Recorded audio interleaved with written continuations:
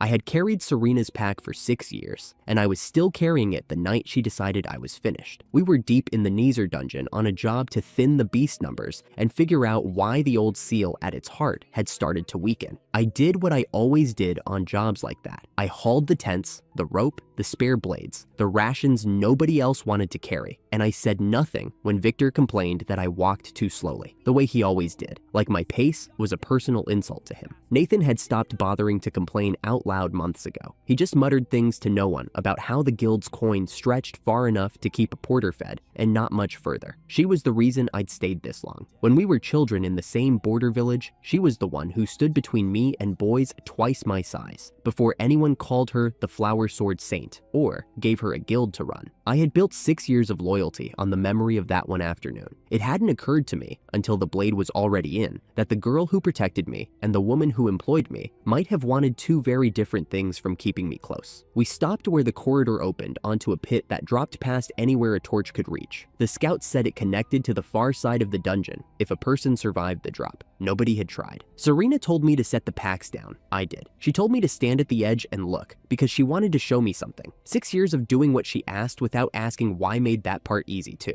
She stepped close, the way she used to when we were children, and she was checking a scrape on my knee. The blade went into my side before I understood it wasn't concern. Then hands were on my back. Victor's, maybe Nathan's. It didn't matter whose. And the edge of the pit was gone, and so was the floor, and Serena was still watching me the whole way down. The torchlight above shrank to a coin, then to nothing. I fell longer than a fall should take, long enough to feel the wound in my side turn from pain into something colder, long enough to wonder, almost calmly, why no one had come to check that it had worked. The air screamed past my ears until even that stopped meaning anything. I didn't pray. I only thought, stupidly, that dying should hurt more than this. Then, my hand caught on something solid in the dark that had no business being there. A slab of stone hanging in open air, lit by no source I could name, words cut into its face. I read it once before everything went out. For the burden, a garden's blessing. For the bastard, hell's pain and death. I didn't get the chance to decide which one I was. Then the fall ended, and so did I. I woke on sand that felt more like packed sugar than sand, under a sky a shade too blue to be real, with a fresh scar across my stomach where the wound should have still been open. The sea in front of me broke in perfect square increments, like someone had built the ocean out of blocks and never smoothed the edges. A voice reached me from the tree line before I saw who owned it. "You're staring at the water like it owes you money." I turned. A man crouched there in a wrinkled shirt with his tie hanging loose around his neck, like he'd given up on it hours ago, stubble climbing halfway up his jaw. He didn't look like a god. He looked like a man who'd missed his last 2 performance reviews. He crouched lower, elbows on his knees, unbothered by the fact that I was clearly deciding whether to run. "You're dead, or you were. I'm the one who pulled you through the gate at the bottom of that pit before the Nether finished processing you. Name's Hector." I asked him why. Because I reminded him of himself, he said. He had been a burden once too,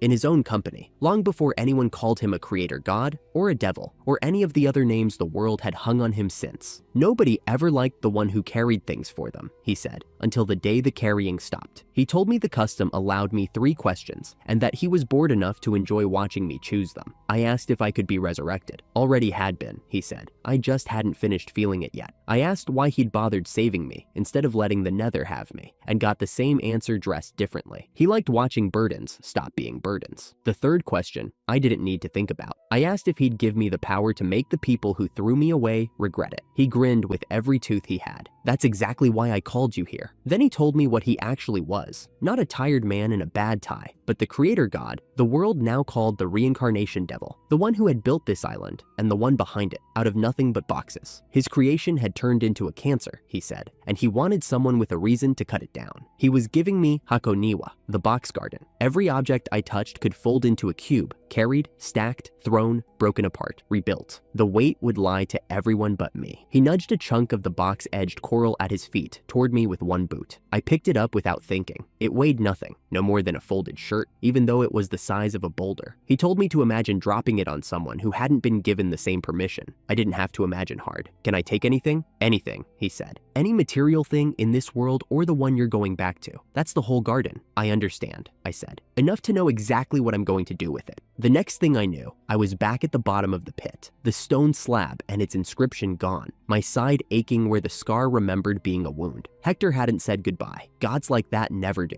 I didn't waste time wondering if any of it had been real. I pressed my hand against the rubble under my knees, and it folded into a block the size of a fist, weightless, humming faintly, obedient. I made another, then another. I stacked them beneath my feet, one at a time, and started climbing. It was slow work. Each block only rose as high as my knee before I needed a fresh one underneath it, and my side screamed with every reach. I didn't stop. I didn't know yet what else this power could do. Right now, it only needed to do one thing: get a dead man out of a hole, using the same walls that had tried to keep him in it. Serena had smiled when she let go. I was going to be thinking about that for a long time. 2 days, maybe less. Down in that shaft, time was whatever the torch said it was, and the torch had never been the talkative type. I climbed on blocks I built myself, same as before, except now I understood less about how far the rest of this power might reach. Hector had told me to test it, which from him meant figure it out yourself, and try not to die again doing it. So I closed my eyes and counted to 5, out of nothing better to do, while a fresh block cooled under my palm. A white square opened behind my eyelids, 9 slots, laid out 3 across and 3 down, one of them already glowing with the shape of a torch. I reached into that light and pulled a real one out, flame lit and warm in my fist, before I understood what I'd done. I nearly dropped it. Hector laughed at me from somewhere that wasn't anywhere. You're surprised by an item slot? That's just the loose change of this power. Then what's the actual coin? I said. Touch the wall. Right hand. Do it like you mean it. I didn't mean it. Not the first time. My head was still on the woman who used to look at me like I was furniture that had started talking back. The coldest eyes I'd ever seen, right before she pushed me down a different hole entirely, months before this one. Thinking about Helena stalled my hand against the stone like it belonged to someone else. You're doing the thing with your face again, Hector said. Stop remembering and start touching. I put my hand flat against the wall and thought about nothing except getting out. The rock cracked in a neat square around my palm, rose with a sound like a held breath being let go, and popped free.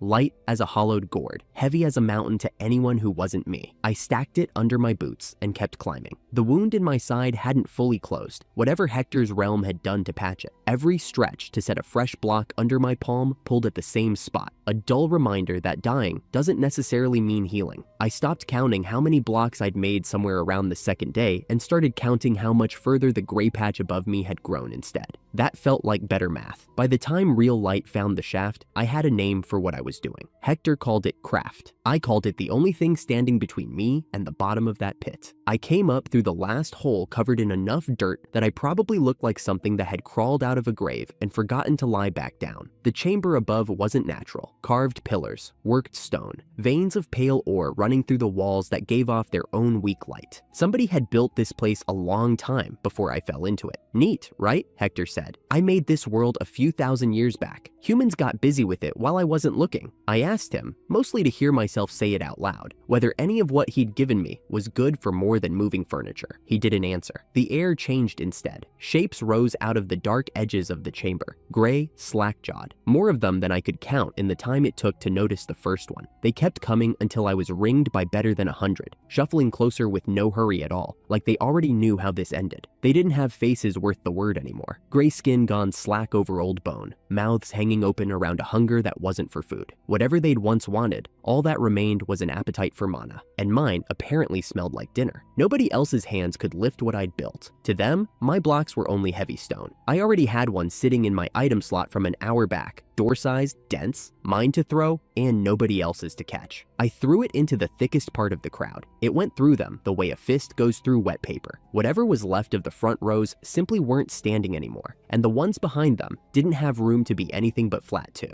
I laughed, loud, and a little too long. I had spent years carrying things too heavy for me, and being told to be grateful for the privilege. Something about that laugh felt like a debt finally starting to collect interest. That was the door, Hector said, sounding pleased with himself for once. The old builders called this whole ruin the fortress. What you just met was the welcome mat. He told me the rest of it went down, not up. Floors built to kill anything that hadn't earned the right to keep breathing. I asked what happened to anything that didn't earn it. "You already know the answer to that one, baggage carrier. You already died once." That at least I could work with. I knew what waited on the other side of dying now. A walk on Hector's cube-shaped beach. A shove back through the gate. No worse for it, except whatever I'd been carrying when it happened. I had nothing left worth losing. Serena's people had already made sure of that, so I went down. I don't remember the first death clearly. Something with too many teeth. A mistake in timing. The ground gone out from under me before I understood the shape of the danger. I remember opening my eyes on the beach a breath later. Hector not even looking up from whatever he was doing and going straight back through the gate to try again. Death 7 taught me the teeth thing preferred my left side. Death 23 taught me the floor past the third bend liked to open beneath weight it didn't recognize as friendly. Death 41 taught me some of what lived down there hunted by sound, not sight, which meant silence bought more time than speed ever would. Each one cost me nothing I hadn't already decided I could live without, and each one left me knowing the fortress a little better than the death before it. Hector, for his part, treated my count like a scoreboard.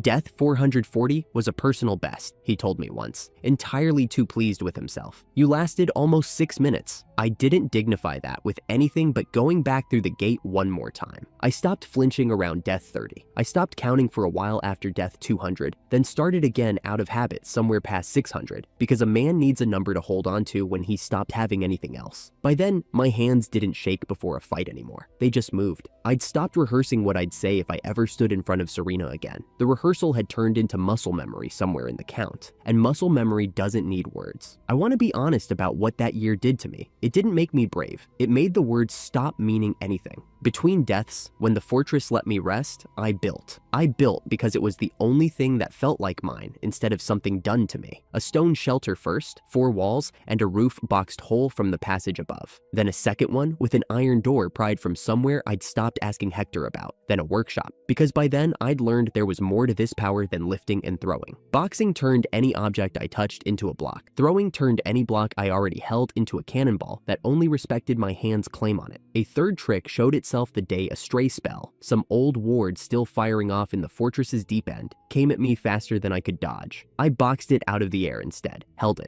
threw it back the way it came. Manacraft. Hector sounded almost proud of himself. Didn't expect you to find that one so soon. I didn't expect a spell to try to kill me so soon either, I said. We're both learning things today. Hector asked once what my people meant by magic beast, an odd question for someone who claimed to have built the place. I told him it just meant anything that ran on mana instead of blood. He went quiet after that in a way that felt less like losing interest and more like filing the answer away for later. By the time I'd lost count of the months, the workshop had shelves, and the shelves had names for what sat on them. You've been busy, Hector said, sitting on nothing in particular. Since you're clearly not dying today, want to see what the real menu looks like? He opened something new in front of me. Rows of pale half-lit boxes, each one a skill with a price tag, most of them grayed out past reading. One near the bottom carried a number long enough that it stopped meaning anything past the first several digits. I pointed at it without looking away. That one's not happening. Not today, not this year. You want to know why everything's gray? Because the world's been leaving gold on the table for centuries, and nobody's bothered to pick it up. Go collect it. I asked what I could afford right now. He didn't answer directly. Instead, he admitted, almost sheepish for a being who claimed to have built the world, that he'd already gone and taken my savings from home without asking. Every coin I'd earned carrying other people's gear for 6 years, spent before I knew there was anything to spend it on. One box lit up. Inventory. 33 slots by 33. 1,089 of them total. More storage than any merchant guild in the kingdom could offer a client. Put it all in. There wasn't a version of this where I said no. The grid opened in my mind like a second, much larger house. I didn't fill it with anything sentimental. I filled it with fortress relics, black glass, veined ore, splinters of things that didn't exist anywhere outside this ruin. Because somewhere under the anger, I'd already started planning how I meant to walk back into the world. Not empty-handed. Never that again. The trees past the workshop were dark-grained, heavier than any wood had a right to be. I boxed one whole, then broke it down in the inventory into planks, 16 to a trunk, the system calling the wood duskwood once I bothered to check. I still had a block of black glass saved from the very first wall I'd ever cracked open,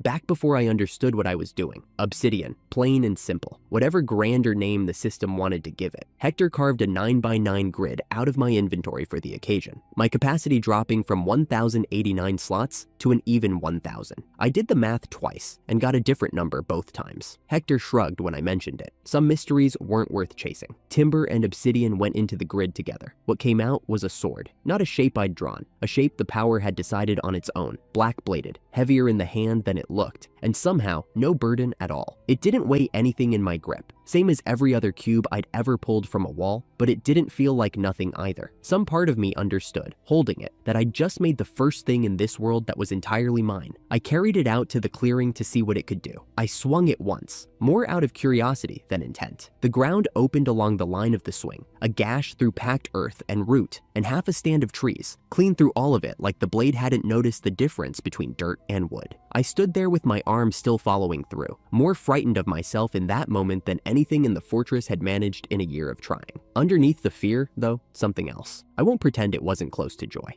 Careful with that thing. Hector nodded at the sword like it had personally offended him. Actually, should have mentioned this a while back. You're in survival mode down here. Die now, and you lose everything you're carrying. Restart from nothing. I looked at him for a long moment. You're telling me this now, after a year of dying on purpose. You didn't have anything worth losing then, he said, entirely unbothered. You do now. Try not to die today. It was, I decided, the closest thing to good advice he'd given me since the beginning. I counted the 1,000th death 2 days later, in a corridor I'd mapped so thoroughly I could have walked it blind, which, as it turned out, I very nearly had to. The thing that killed me that time barely slowed me down on the walk back through the gate. The fortress's monsters had spent a year teaching me their patterns by dying to me, instead of the other way around, near the end. I'd stopped losing fights before I'd stopped losing count. I found the door out on my own, without Hector's help. Stone, sealed for longer than the ruin had had a name, and it opened at a touch like it recognized me as something the fortress had finished making. Well, Hector said, from somewhere behind me that was already getting further away. Let me know how it goes. I didn't answer him.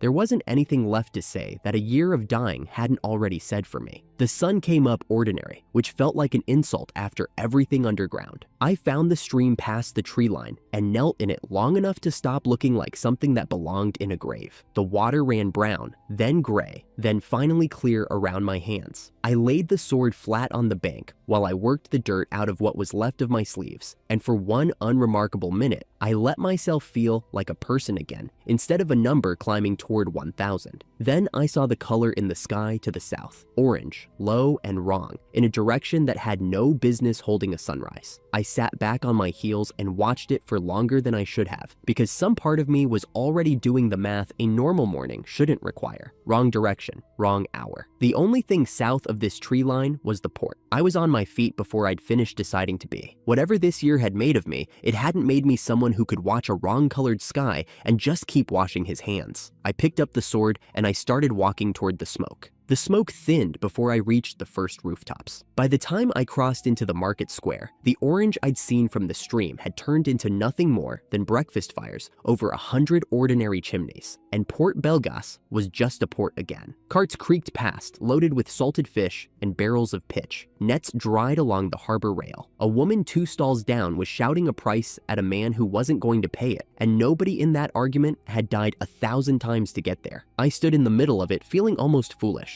A year underground teaches you to expect the worst color in the sky. It doesn't teach you what to do when the sky turns out to be lying. The town looked exactly like it had before I fell into an abyss a lifetime ago. Same crooked signs, same gulls fighting over fish guts, same noise. I was the only thing in the square that had changed, so I tested something instead. I lifted a crate of oranges off the nearest stall while the owner's back was turned, boxed it down to the size of a coin, and set it back exactly where it had stood before anyone noticed the gap. It came back whole. Nobody looked up. A year of dying to learn that trick, and the first thing I used it for on the surface was theft. I immediately returned. I picked the sword up properly onto my back, pulled my hood forward, and went looking for a place that served something other than dried fish. The tavern near the loading docks was half empty and smelled like tar and yesterday's stew. I took a corner table, ordered whatever was cheapest, and let the room talk without me in it. 2 dockhands a few tables over weren't being quiet about their opinions. One of them said Silver Feather had botched its second contract in a month, some escort job that ended with the client's cargo at the bottom of a ravine. The other said the guild's own officers couldn't agree on who was to blame for it, that the meeting after had turned into shouting loud enough to hear through the walls. Used to be the best crest in the country, the first one said, not quite believing it himself. The other one didn't look up from his buyer's mug. Still is. On paper. I didn't react. I filed it the way I filed everything now. Flat, no expression. One more fact in a ledger I was keeping without meaning to. Serena's guild was cracking somewhere I couldn't see, a year after they'd thrown away the one person who used to hold the cracks shut. I thought about what Hector would have said about that kind of irony and decided I didn't need him to say it out loud for it to land. Then I finished eating and left before either of them noticed I'd been listening at all. I hadn't gone 40 steps before the second fire found me, a real one this time. Smoke came up black and sudden over the warehouse row, and people were already running the other way, dragging carts and children and armfuls of whatever they'd grabbed first. A support beam somewhere inside the noise groaned and gave, and the crowd's noise jumped an octave. Silver feather cloaks were there before I was, a loose ring of them at the edge of the flame line, armored, armed, doing nothing but argue among themselves about whose jurisdiction the fire fell under. One of them was gesturing at a ledger, of all things, like the building would wait for a signature. Nobody in that ring had moved a foot closer to the fire in the time it took me to cross the street. That was when I heard the voice. It came from somewhere under a collapsed section of warehouse wall, high and cracking with fear, sounding younger than it had any right to. I didn't wait for Silverfeather to finish deciding whose problem this was. I put my hand on the nearest burning section of wall, said the word, and boxed it away from the sound before the fire could reach it. Then the next section, and the next, clearing a path through timber that had been on fire 2 seconds earlier and was now cool black cubes stacked at my feet. The crowd went quiet behind me. A stranger taking a burning building apart with his bare hands tends to do that. Under the wreckage was a woman, not a child, 19 maybe, thin in a way that had nothing to do with the fire, an iron collar locked around her throat marking her as somebody's property. Her eyes were the first thing that stopped me. One crimson red, one deep navy blue, wide with a fear that hadn't found anywhere to go yet. She had her knees pulled to her chest and her gaze fixed on me with the specific tired look of someone who had already decided hoping was a mistake she wouldn't make twice. "I'm getting you out," I told her. "Don't fight me on it." She didn't answer. She didn't need to. I closed my hand around the lock at the back of the collar, boxed it into nothing, and the iron fell away from her neck in 2 clean pieces. She touched the bare skin there like she didn't believe it was gone. I got an arm under her and pulled her clear of the wreck, out past the last of the smoke, into daylight that made her flinch. I didn't ask her name yet. I didn't perform the rescue for the crowd watching, and she didn't perform gratitude for me. She just stayed close, half a step behind my shoulder, the way you stay near the only warm thing in a cold room. She studied me back just as carefully, though in the same instant she was shaking. That kind of quiet assessment doesn't come from someone who has only ever been afraid. Just her breathing was enough to catch something in me off guard. Glad, plain and simple, no complication attached. A year of counting my own deaths, and this was the first time in that whole stretch that somebody else staying alive had mattered to me on its own terms. I put the thought away and started working out how we were going to get clear of Silverfeather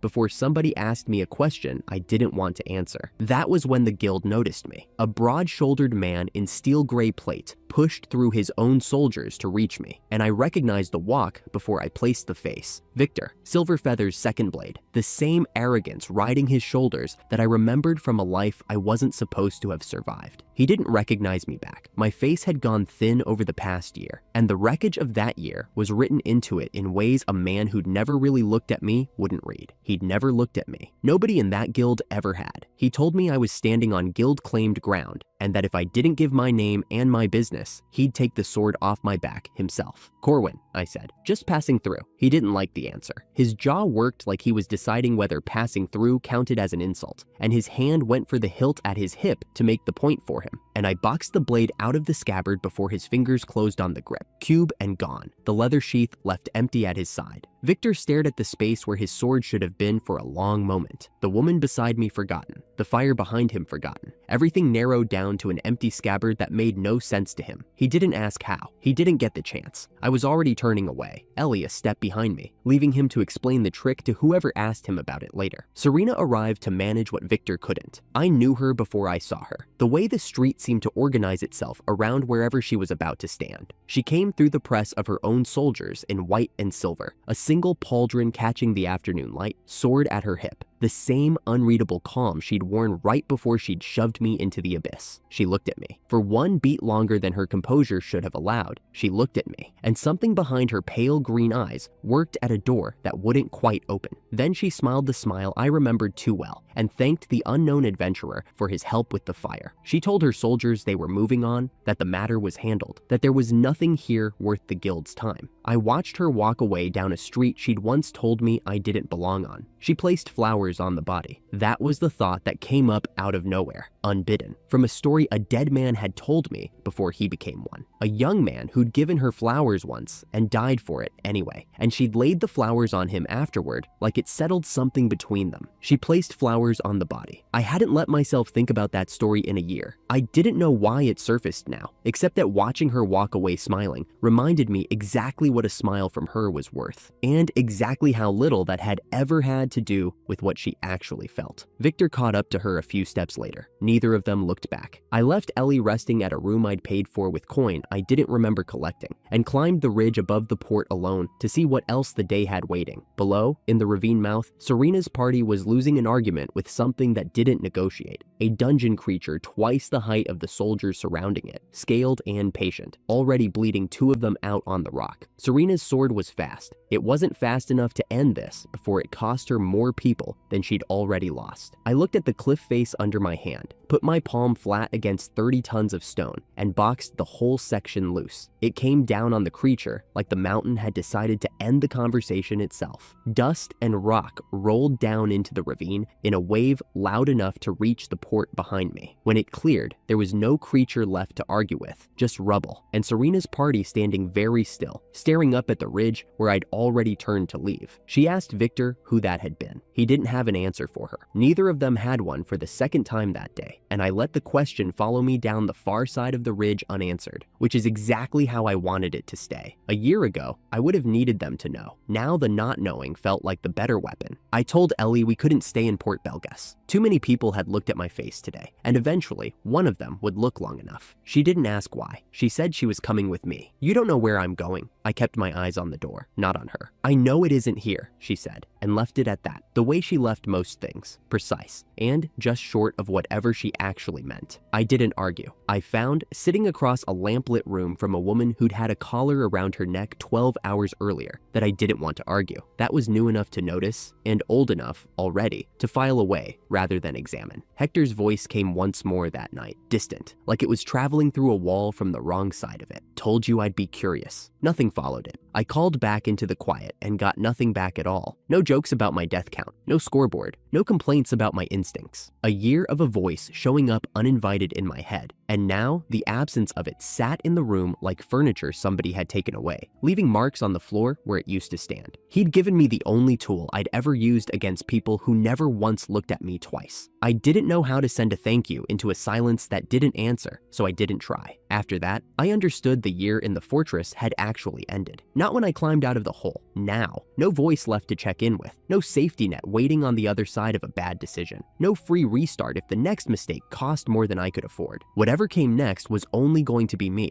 and whoever chose to stand near me while I found out what that meant. I looked at Ellie. She hadn't moved from her spot across the lamp, watching me the way she'd watch a door to see if it was going to open. We left before the town woke up. Ellie walked half a step behind my shoulder again, same as she had since the collapsed wall, like she'd already decided that was her place and wasn't going to ask permission for it twice. Neither of us looked back at the port. There wasn't anything behind us worth the look. A guild that didn't recognize its own ghost. A fire we'd put out with our bare hands. A year that had ended without ceremony in the space of one voice going quiet. Ahead of us, the road ran toward the next city, and I had no plan beyond reaching it. That was fine. Planning past the next step had gotten people I used to know killed for less, and I wasn't in a hurry to repeat their mistake. I adjusted the sword on my back, and we walked into the gray morning together, the harbor going small behind us. The smoke of yesterday already just another thing I'd boxed up and left where it fell. Wallright came up out of the haze on the fourth day of walking. Walls first, gray stone stacked 3 men high, then rooftops, then the noise. It was bigger than Port Belgas had been, busier, thick with cart traffic, and the smell of a city built on other people's business. Leather, smoke, spoiled fruit, and money changing hands too fast for anyone to weigh it properly. Guards at the gate barely looked at us. 2 travelers with no crest and no coin worth stealing weren't worth the paperwork. The road out from Port Belgas had taken 4 days on foot, longer than it should have, because we stopped every night to build a proper shelter instead of pushing through until we dropped. Habits from the nether die hard, and a roof I'd built myself still felt safer than one I hadn't tested. Ellie had gotten faster at reading which hills hid water and which ones didn't. I'd gotten better at not needing either of us to say when we were tired. I'd gotten her a proper dress somewhere along the way too, out of one of the way station towns, along with boots that actually fit. She never asked for either. She just stopped flinching at the wind where the old shift used to let it through, and I decided that was answer enough. "You keep looking at the walls," she said, "like you're deciding whether to go through them or over them." "Through them's faster," I said. "Over them's quieter. Haven't decided which city this is going to be yet." She didn't smile, exactly. Something close to it moved at the corner of her mouth and was gone before I could be sure. 2 days out from the harbor, and she'd already learned the difference between my jokes and my plans. Most people who'd known me a year hadn't managed that. We didn't have names anyone would recognize, papers anyone would honor, or a coin purse anyone would call full. What we had was time, and a city that hadn't decided yet whether to notice us. I intended to spend both carefully. The Adventurers Guild sat 2 streets in from the gate, easy to find by the crowd loitering outside it with nothing better to do.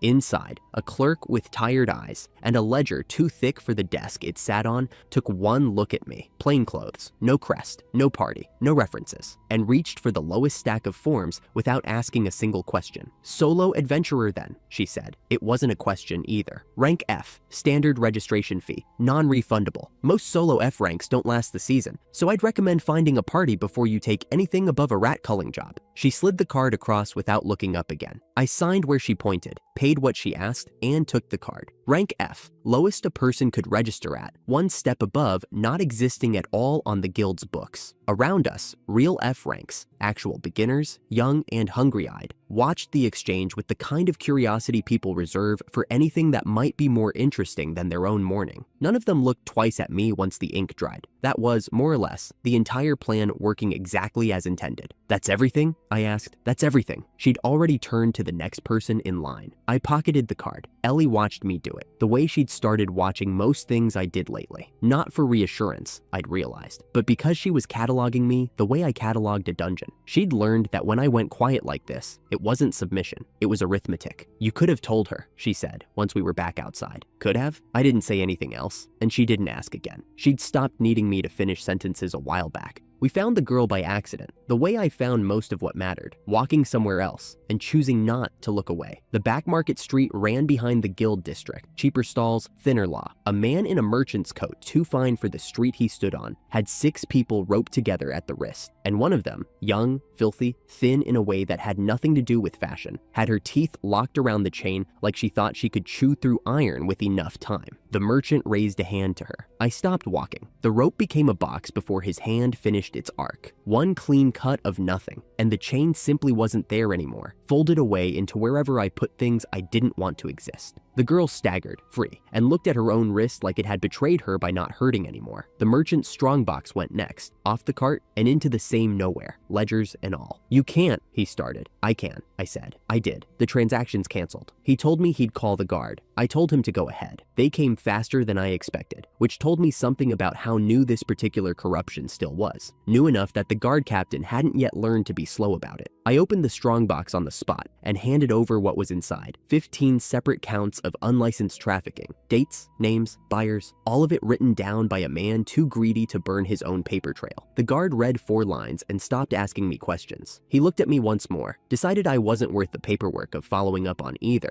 and turned his attention to the others still roped together on the cart, cutting them loose with a knife instead of whatever I'd used. Some tools didn't need to be mysterious to work. They took the merchant. They left the girl with us, because nobody else in the street was volunteering, and because Ellie had already crouched down to her level and started talking to her in the low, unhurried voice she used on things that were still deciding whether to trust her. Her name was Mia. She didn't say much else that first hour. By the second hour, she'd stopped flinching every time I moved, though she still watched my hands more than my face. A habit I recognized because I'd worn it myself once, in front of people who never gave me reason to drop it. I understood the feeling. I'd had a year to get used to what I could do, and some days it still didn't sit right. The commission board outside the guild hall was where the desperate news went to be public. Two notices caught my eye the next morning. The first was fresh ink, still curling at the corners. The western corridor of the lower dungeon had destabilized overnight, collapsing entry routes and trapping 3 parties inside. 6 high-rank adventurers had already gone in and failed to clear it. The reward was generous in the way rewards get generous when nobody expects to have to pay it. I put my name down. Mine was the only one on the sheet. The clerk taking commissions looked at the card I handed over, then at me, then back at the card, in case rank F had changed meaning since she'd checked it that morning. "You're going in alone." She said it slowly, the way you'd explain to a child that the stove was hot. "No party, no listed weapon." "That's the plan," I said. She didn't argue further. She'd clearly decided I wasn't worth arguing with any longer. The second notice was smaller, older, tacked in a corner nobody had bothered to move. 16 rookie adventurers, missing. Last seen taking a commission near the Redstone mine, posted by the adventurer who'd brought them the job in the first place, a woman named Reese. I'd seen this shape before in the Nether, more times than I like to count. A lure job that only ever moved one direction. I read the notice twice, filed the name away somewhere I wouldn't lose it, and didn't do anything else about it. Not yet. Some fires burn a while before you decide how to put them out. Redstone mine wasn't going anywhere. Neither was I. Not yet. The western corridor smelled like wet stone and old fear before I was even past the first bend. The smell of people who'd been trapped somewhere dark long enough to stop believing they'd leave it. I heard voices further in, muffled through collapsed rock, 3 different pitches of the same panic. The golem found me before I found it. Stone armored, the size of a guild hall turned sideways, moving with the unhurried confidence of something that had never once needed to hurry. It came at me mid-charge, one gray fist already swinging. I boxed it. One heartbeat, it was 30 tons of moving stone. The next, it was a cube small enough to fit in my palm, and the tunnel was very, very quiet. I put it in my inventory next to the merchant's strongbox and kept walking. The collapsed sections took longer, not because they were harder, only because there were more of them. 10 meters of rubble here, another 10 meters 20 paces further on, each one its own box, each one filed away until the corridor behind me looked like it had never fallen in at all. I restacked the last section into a clean wall at the dead end, just to see if I could, then walked back and undid it, because a wall with nowhere to go was just a different kind of trap. The 3 trapped parties came out blinking into torchlight that hadn't been there an hour before. 12 people, filthy, hollow-eyed, alive. They found a man in plain travel clothes standing in a corridor that had rearranged itself around him like furniture. No rope, no pickaxe, no visible reason any of it made sense. Nobody said anything useful. One of the high-rank adventurers, who'd failed to clear it that morning, opened his mouth twice and closed it both times without producing a word. A woman near the back started laughing, quietly. The specific laugh of someone whose brain had decided that was easier than screaming. Another of the freed adventurers, missing a boot, her ankle wrapped in someone else's shirt, asked me who I worked for. I told her nobody, picked up a fallen pack from where it had rolled against the wall, and set it back in her hands before she could ask a second question.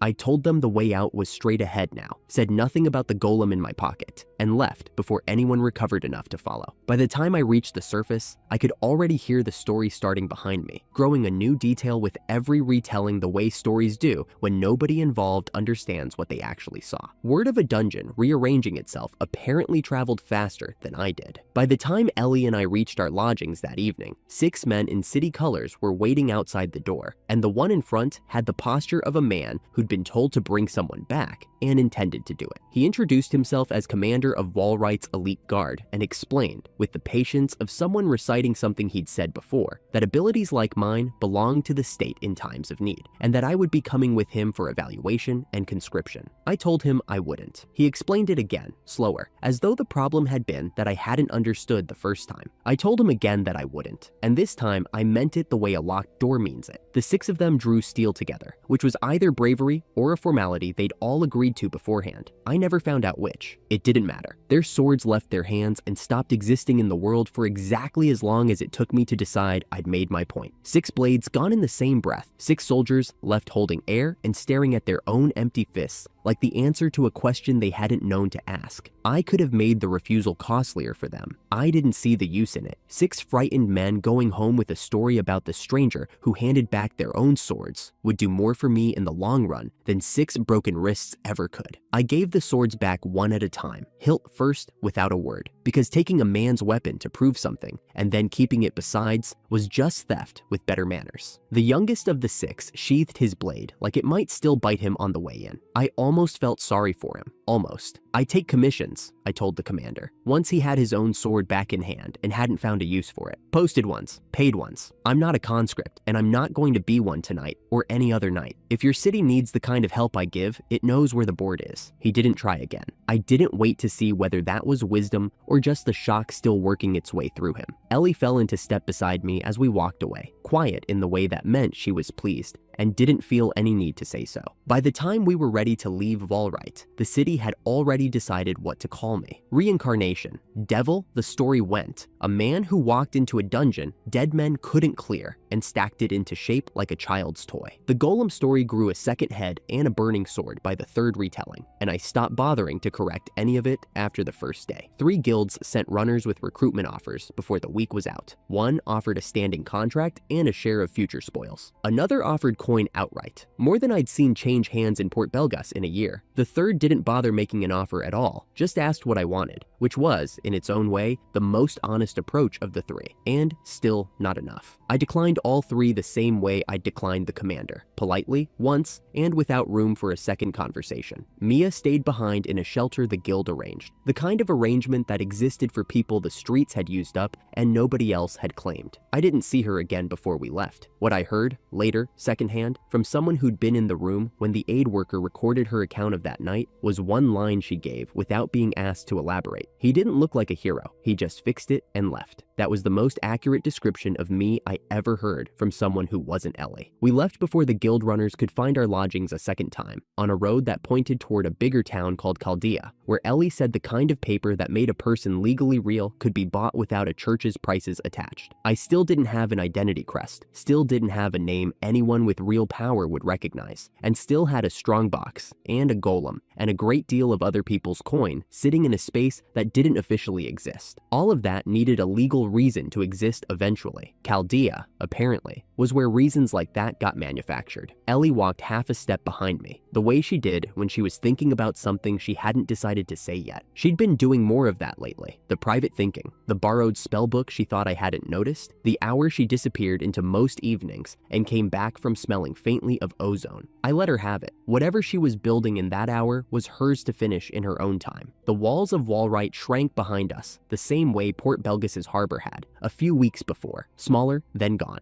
then just another place I used to be. I didn't look back at either one. Looking back had never once told me anything I didn't already know. Chaldea took 4 more days on the road, and none of those days were worth remembering. What was worth remembering waited for us at the end of it. A frontier town built loud and fast around its monster-infested hills, taverns, and forges, standing shoulder to shoulder with weapon shops that never seemed to close. At the center of all of it stood 5 stories of gray stone, a sunburst crest bolted above brass doors, and a line of adventurers and merchants stretching past the fountain in the square outside. I didn't join it. Instead, I found a clerk working a side counter, set a single relic down in front of him, and told him there were several thousand more where it came from. His hand shook before he'd even finished picking it up. It was a fire-striking stone, one of the smaller pieces I'd carried out of the deepest vault in the Nether, worth more on its own than most of what passed through that hall in a week. He excused himself and came back with a man twice his age, the branch's chief appraiser, and the appraiser did not shake at all. He went still instead, the particular stillness of a careful man standing next to something expensive. We settled into the back room. Ellie took the corner chair, quiet, and watched the numbers change on the appraiser's slate faster than he could write them down. I emptied enough of the inventory onto the table to make his hands slow further. Obsidian shards, hitting metal ingots, things that hadn't existed on any surface market since the day the Nether sealed itself off from the world above. I named a figure I already knew was low. He countered with one that told me he knew it too.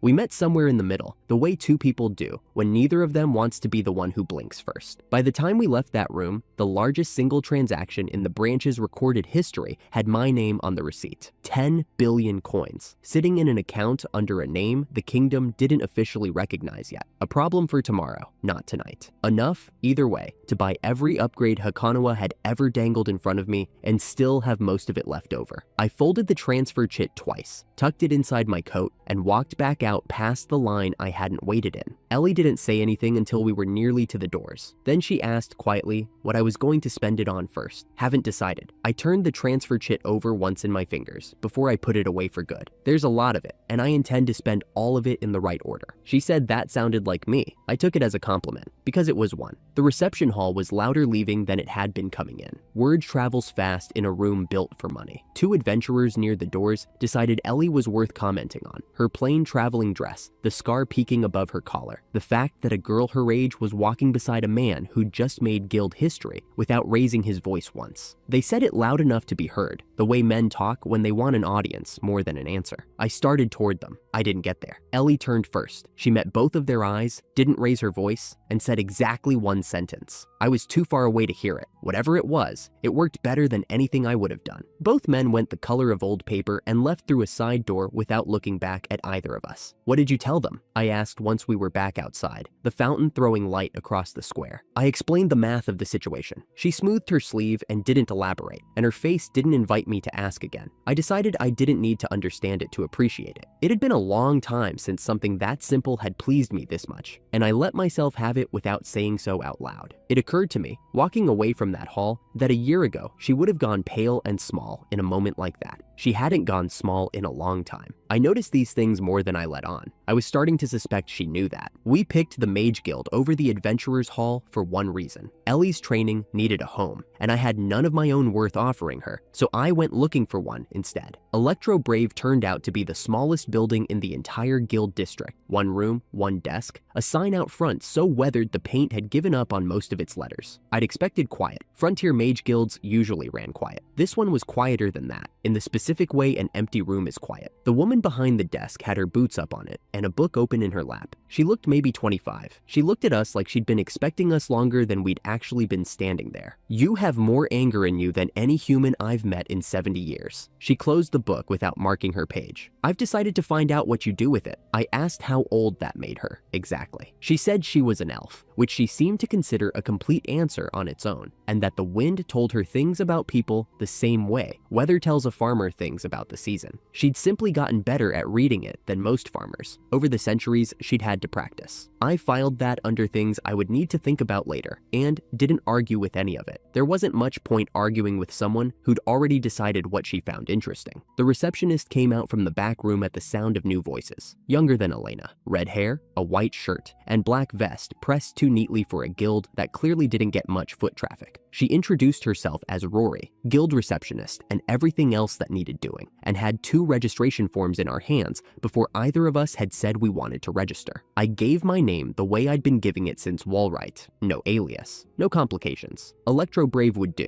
I told her. Smallest guild in the district, which meant the least attention, and attention was the only thing I was still trying to avoid. Rory read down the assets line on my form and stopped breathing for a second. She looked up at Elena. Is this a joke? She said. Or should I be getting the mayor? Neither. I nudged the form an inch closer to her side of the desk. Just file it. Elena didn't look up from her book. Under rank, I wrote the truth. F. Nobody at that desk corrected it, and I didn't offer to explain it. Somewhere in that silence was the entire joke of my life since the abyss, and I was the only one in the room who could hear it. Ellie signed her own line beneath mine and listed her craft as apprentice mage, out loud in front of witnesses, for the first time since I'd noticed her studying alone most evenings and said nothing about it. Elena glanced up at that. Something sharper than curiosity crossed her face before it settled again into the same unbothered calm. I didn't say anything either. There would be time for that conversation. This wasn't it. Rory stamped both forms and slid 2 plain bronze discs across the desk, no bigger than coins, each stamped with Electro Brave's mark. Mine came with a rank letter I could finally use to spend money instead of just carry it in an account ledger. By the time she finished, I had become, on paper, the least significant member of the smallest guild in Chaldea, sitting on more coin than that guild had likely seen in the last decade combined. Nobody in the room but me seemed to find that funny. Elena, watching me over the top of her book, looked like she might be starting to. Elena walked us 3 streets over on her own initiative and said only that the man behind the next door was worth knowing. His name was Ren, and his office belonged to the SSS Merchant Alliance. Narrow, orderly, nothing on any shelf out of line. He asked 3 questions before he'd finished shaking my hand. What did I need done? How quickly? How much of it needed to stay quiet? I answered all three honestly. It seemed to be the correct approach because he had two offers on the table before I'd finished giving the third answer: land wherever I wanted it, and passage through whatever logistics the road to the tower would eventually require. I took both. Elena, leaning in the doorway through most of this, said it was the fastest she'd seen Ren commit to anything since she'd known him. Ren didn't dispute it. He didn't look up from the paperwork he was already drawing up either. He leaned back in his chair once the ink was down. What are you building toward? Several things, I said, in the right order. That's sufficient. That was the entire negotiation. No argument about price. No request for collateral. No questions about how a man registered at rank F had come by land money and a private fortune in the same afternoon. I left his office with a logistics director, a land broker, and the growing private sense that Chaldea was assembling itself around me faster than I'd planned for when I walked into it that morning. A year ago, I'd have distrusted anything moving that fast in my direction. Walking back out into the afternoon light, I decided not to argue with it this time. Elena found us there again before we'd left for the night, a folded page in her hand and no ceremony about handing it over. Her network had handed her something, unprompted. A report on a guild called Silver Feather, X rank a little over a year ago, B rank now. She set the page on the desk between us. 14 months, and nobody's saying why. I read it twice. My face didn't move. Ellie's eyes moved instead, to my hands, which had gone very still on the page in a way they hadn't been a moment before. She didn't say anything about it. She didn't need to. You knew already. It wasn't a question, and Elena didn't wait for one. I knew something like it was coming, I said. I didn't need a report to tell me what happens to a guild that runs on people it never valued. She studied me for a moment, the way she'd studied me from behind her desk that first afternoon, like she was reading weather instead of a face, and didn't push any further. I folded the report the same way I'd folded the transfer chit that morning, and put it away in the same pocket. There was still a notice from Volrite in that coat too. 16 missing adventurers, and a name that meant nothing to me yet. I hadn't touched it. I wasn't ready to, not with a guild, a logistics director, and an afternoon's worth of decisions still settling into place around me. 10 billion coins had bought me all of that in a single day. It hadn't bought me patience, and I was beginning to think I'd need more of that than money before this was finished. Silver Feather could wait a little longer to learn what it had thrown away. I already knew what it had lost the day they threw me into that abyss. Elena's network had simply caught up to the math. Outside, Chaldea was settling into its evening noise. Forges banking their fires, taverns filling up loud enough to hear through the cracked window. Ellie gathered her things and asked if we were staying in town that night. I told her yes. Tomorrow, there would be a Heikanua tree to spend a fortune on, and a mine notice from another city that wasn't going to stay quiet in my coat pocket forever. Morning came. I had 2 problems left over from the night before, and I decided to solve them in the same trip. The Heikanua tree still had a branch I hadn't touched. The redstone mine notice was still folded in my coat pocket, where it had been sitting since a city I hadn't visited in weeks. Ellie didn't ask why I wanted to test new numbers over old stone instead of somewhere softer. She just laced her boots and came. The mine had been picked clean of the ore that gave it its name a generation back. What was left was low-rank vermin, a scatter of minecarts nobody had bothered to haul out, and enough leftover glow in the walls to see by without a torch. Good enough for what I wanted, which was privacy and low stakes. I opened the ledger only I could see and started spending. 50 million coins went into the box that had been sitting closed since the day I registered at Electro Brave, Manacraft. The ability to take a working of mana, mine or someone else's, and fold it down into something I could hold, throw, or crush. Not a shield anymore, a weapon. What was left of the fortune went into 2 smaller boxes beside it. Artifact creation, which the interface described as turning raw materials into objects with their own standing effects. No synthesis required. And a box marked for volatile compounds, mana reactive, unstable when boxed and released on purpose. The interface didn't call it a bomb. It didn't need to. I didn't know yet what I'd build with either one. I filed both away the way I filed everything else, for later when later arrived. I tested artifact creation once, on a fist-sized chunk of the mine's own rubble, and watched it come out the other side as a plain iron lamp that lit itself without oil and didn't need a match. Small. Useless for a fight. Proof the box worked exactly the way the interface claimed. I put the lamp in the inventory next to the coins I hadn't spent yet, and thought about what the same process would do to something built on purpose instead of scrap. One branch past that, the tree narrowed to a single locked box, with a price on it I didn't have. 1 billion coins, and a note underneath in small script, requires prior tier. I looked at it the way I'd look at a door I intended to open eventually, closed it, and moved on. There was no use standing in front of a wall I couldn't pay down yet. That's it? Ellie tilted her head at me. You spent a house on that face? I don't have a house yet. I closed the ledger. Throw something at me. Anything with a temperature. She hesitated, then lifted a hand and sent a bolt of ice at my chest, more out of trust than aggression. I caught the spell mid-flight, folded it into a fist-sized block of packed frost, and closed my hand around it until it cracked apart into slush running down my glove. Ellie stared at the water dripping off my knuckles. That's not fair to anyone who ever fights you. No, I shook the last of it loose. It isn't. She laughed, short and surprised at herself for doing it, then caught the sound and folded it back down. Like laughing too easily in front of me was a thing she still hadn't given herself permission for. I noticed. I filed that away too. We went deeper because the notice in my pocket said someone still thought this mine was worth checking, and because half-tested power works better on something that's actually trying to kill you. The tunnels narrowed. The glow in the walls thinned to almost nothing, and the first sound that reached us wasn't vermin. It was too many footsteps for a mine this picked over. Bone-white shapes filed out of side tunnels that weren't supposed to have anything left in them. Archers at the back, blades up front, and a knot of them in rotted robes carrying enchanted weapons. The only reason something without a mind could work a spell at all. I counted somewhere past 60 before I stopped counting and moved. I threw 2 boxes I'd built on the walk down, one packed red, one packed a bitter cold blue, and let them land in the middle of the formation. The red one caught a blade and went up the second steel, opened it, taking the swordsman with it. The purple one froze a line of archers to the ankle before the ice climbed higher than bone was built to hold, and took the legs out from under them. One arrow got past the ice and skimmed close enough to Ellie's shoulder that she flinched. I put myself between her and the next volley without thinking about it. The robed ones raised their weapons together, and the ground in front of me buckled with the beginning of an earth spell, aimed wide enough to catch us both. I folded it mid-cast into a block of gray stone before it ever broke the surface, then closed the last of the distance in one stroke, obsidian edge and monocraft together. The tunnel was quiet again before Ellie had finished raising her hands to help. Small green lights drifted up from where the bones had fallen, one for each kill, and I understood without being told to reach for them. They came into my hand like warmth going somewhere it was needed, and a line of text I hadn't seen before settled into the corner of my vision. Experience gained. Ellie was looking at the same empty air and seeing nothing. What are you looking at? She asked. Nothing you can see yet. I didn't explain further because I didn't fully understand it myself, only that it fed the same tree the coins did, and that was worth knowing quietly for now. She lowered her hands slowly. That's supposed to be a beginner ground. It was. I looked at the empty stretch where 60 of those things weren't supposed to have been standing an hour ago. Somebody's feeding this pit more than it should have left to feed. We found the body a while later, past the second cart rail, in a side tunnel nobody mining anything would have bothered walking into.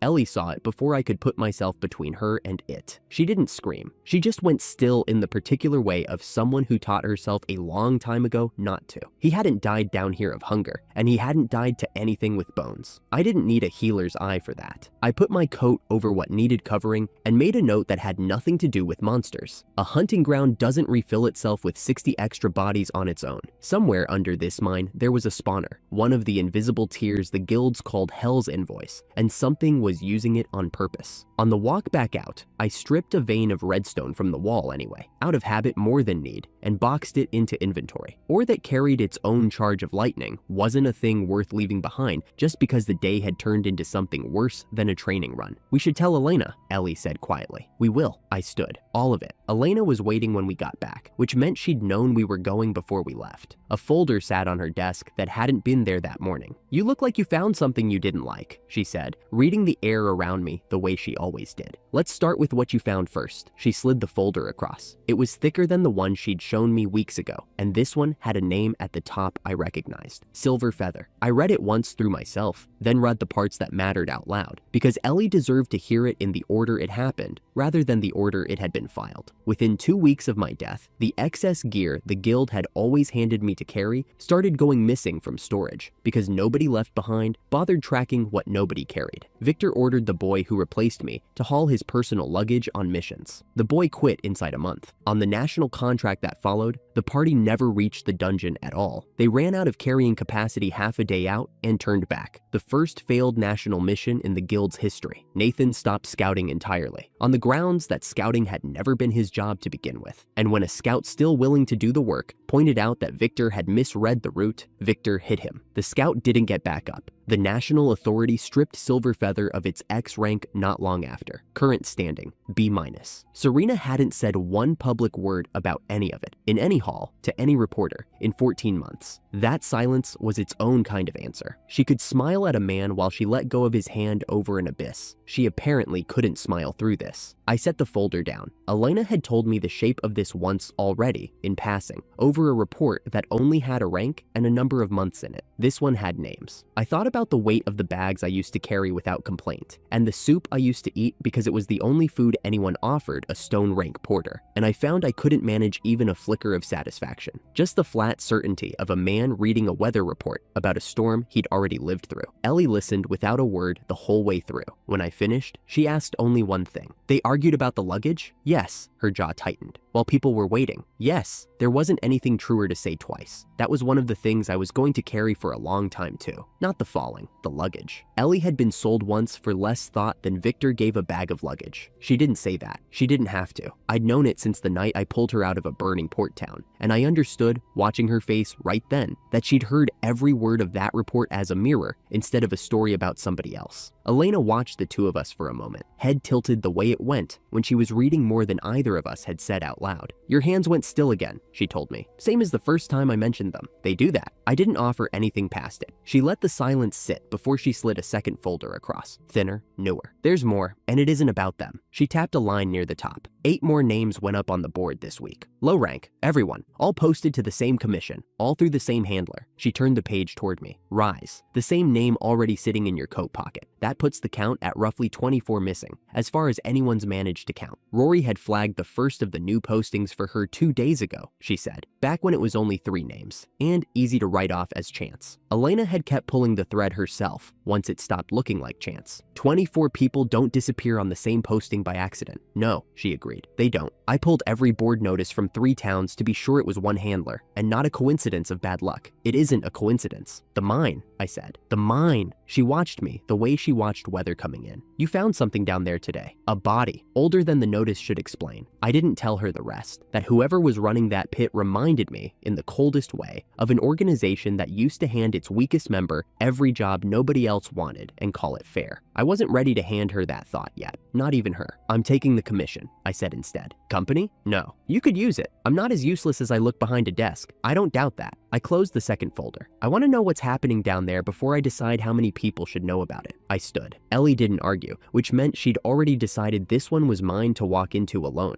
She only reached over and squeezed my sleeve once, briefly, the closest thing she had to asking me to come back the same shape I left in. Elena studied me a moment longer, head tilted like she was reading something written in the air over my shoulder. The thing you're not telling me, she said, is the most interesting part. I didn't answer that. Answering would have meant admitting she was right, and I wasn't ready to hand her that either. Ellie went ahead to the room. I stood outside a moment longer with the second folder still in my hand. 24 names I hadn't read yet. I spent what was left of the evening packing for 1 instead of 2. Rope, dried rations, and the little iron lamp I'd made out of mine rubble that morning. The kind that lit itself without oil or a match. I packed it anyway. Silver Feather could keep falling without me watching. It had managed that fine on its own for over a year, and it would keep managing without any help from me for a while longer. The mine was a nearer problem and a quieter one, and for once, I intended to walk into something without Ellie beside me to keep me from doing anything reckless. That didn't worry me the way it should have. I had died enough times already that the idea of dying once more, alone, in the dark, under a mine that was feeding itself 60 extra corpses a week, had stopped registering as a threat and started registering as an inconvenience. Hector had given me that much, whether he meant to or not. Somewhere behind me, past a dungeon and an abyss I still hadn't forgotten the taste of, was an inscription that had promised a garden to the burden and hell to the bastard. I'd spent a year building toward the first half of that. The mine, the notice, and whoever was feeding a hunting ground 60 bodies a week felt like the second half starting to introduce itself. Tomorrow, I was going back down alone. Ellie hadn't argued when I told her this one was mine alone. She'd just squeezed my sleeve once at the door, which from her was the loudest kind of worry, and let me go. Elena had offered a partner too. too. I'd turned both of them down because whatever had been feeding 60 skeletons, a steady diet of dead rookies, wasn't something I wanted to introduce to anyone I cared about before I understood what it was. The commission notice waiting at the entrance called the 7th Site's access shaft unstable, dangerous enough to justify hazard pay. That was the first lie. I ran a hand along the tunnel wall and found a cut too clean for a collapse. Straight edges, even depth, the kind of mark a pick makes when someone wants a passage to look abandoned instead of used. I boxed a chunk of it into my inventory to study later and kept walking. The deeper I went, the more the upkeep gave itself away. Support beams that should have rotted through stood freshly braced. A side passage that should have been rubble had been swept clear enough to walk without stooping. Somewhere below me, a redstone-powered minecart clicked along its rails on a schedule no abandoned mine needed to keep. Someone had been maintaining this place as a hunting ground long after it stopped being anything else, and they'd been careless enough, or arrogant enough, to leave the seams showing. I passed the chamber where I'd buried a nameless corpse the week before and didn't stop. Whoever was running this had already told me everything I needed to know without saying a word. Elena's count had put the missing near this mine at roughly 24, all of them stone rank, all of them the kind of adventurer nobody important would go looking for. A mine that ate rookies and dressed its own maintenance up as decay wasn't a monster problem. It was a business, and businesses had someone running them. 2 more tunnels branched off before the passage narrowed toward a junction ahead, both of them showing the same 2 clean cuts as the entrance. I ignored both and kept to the main shaft, because whoever had built this wanted traffic funneled one direction,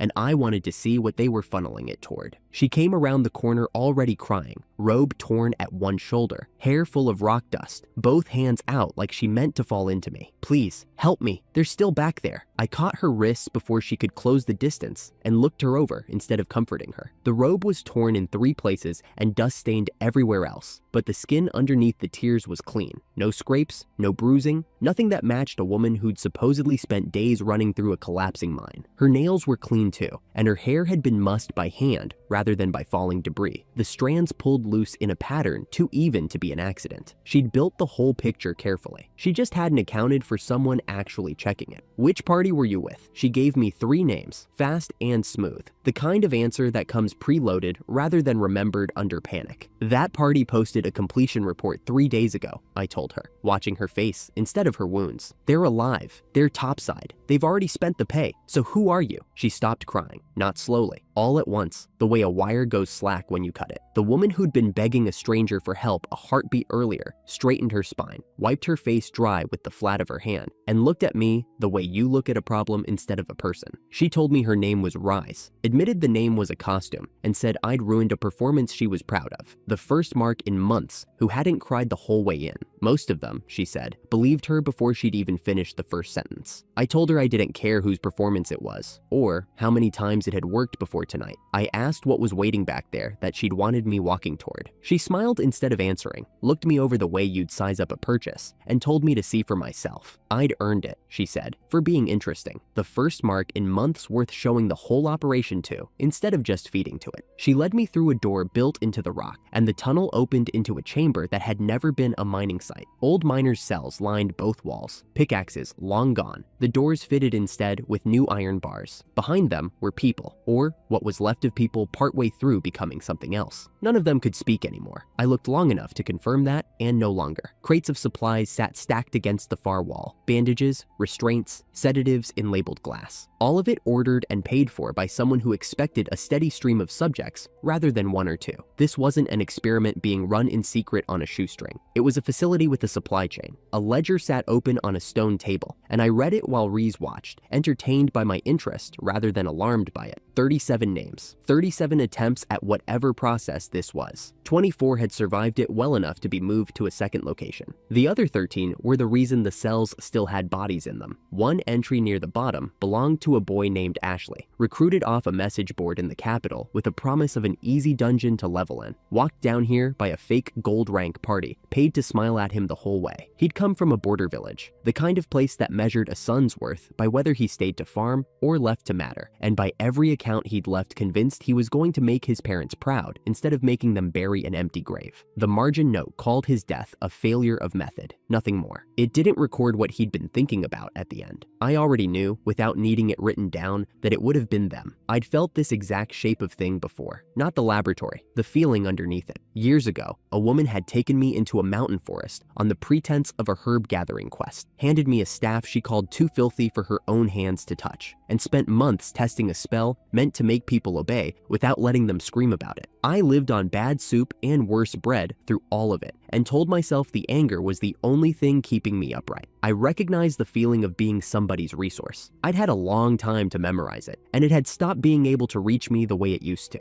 I looked up from the ledger. "You work for someone," not a question. She lit up at that, proud instead of cautious, and told me, in more words than the sentence needed, that all of this served her beloved sister, an executive of the Silver Feather Guild named Helena, and that once Helena's work was finished, the world would have nothing left in it but beautiful things. I didn't tell her Helena and I were already acquainted. I filed the name away with everything else Silver Feather had cost me and asked myself quietly whether Serena knew what her own executive was funding with the guild's coin. I decided it didn't matter yet. It would matter later. She walked me deeper, past the cells, into a chamber where the rock itself ran warm and the walls threw off a low orange light that had nothing to do with the witch lamps. She'd heard the name Reincarnation Devil somewhere in her research and told me, almost disappointed, that she'd expected someone more impressive in person. Then she pressed her palm flat against a rune carved into the far wall. The wall answered by opening into a wider cavern I hadn't seen behind it. What stood up out of the heat was built like a person the way a fist is built like a hand. Same idea. None of the gentleness. 20 feet of enchanted iron and packed stone unfolded itself joint by joint until its head nearly brushed the ceiling, molten seams running along its joints where the magma vein fed it directly. I'd died to constructs built along similar lines more times than I could count, in a fortress that doesn't exist anymore. 1,000 deaths teach a body which threats are worth being afraid of. This one didn't clear the bar. It was well made. It was also the first thing all night that had been built to hurt people, rather than just deceive them, and there was something almost restful in that honesty. Rise gave the order. Elise, I made myself think, since the act was over, and the golem obliged by coming straight across the chamber floor at me. It didn't run so much as arrive, each footfall cracking rock underneath it, one massive fist already swinging before it had fully closed the distance. Heat rolled off it in a wave that reached me before the fist did, and somewhere behind it, Elise was laughing, already certain how this ended. I let it get close before I boxed the swinging arm off at the shoulder. The whole limb went into my inventory mid-strike, and the golem's momentum carried it 2 more steps on the strength of a punch that no longer existed. Rubble sprayed where the fist should have landed, and the sound it made hitting empty air instead of me was almost comical. It stopped, iron head tilting like it was trying to work out where the rest of itself had gone.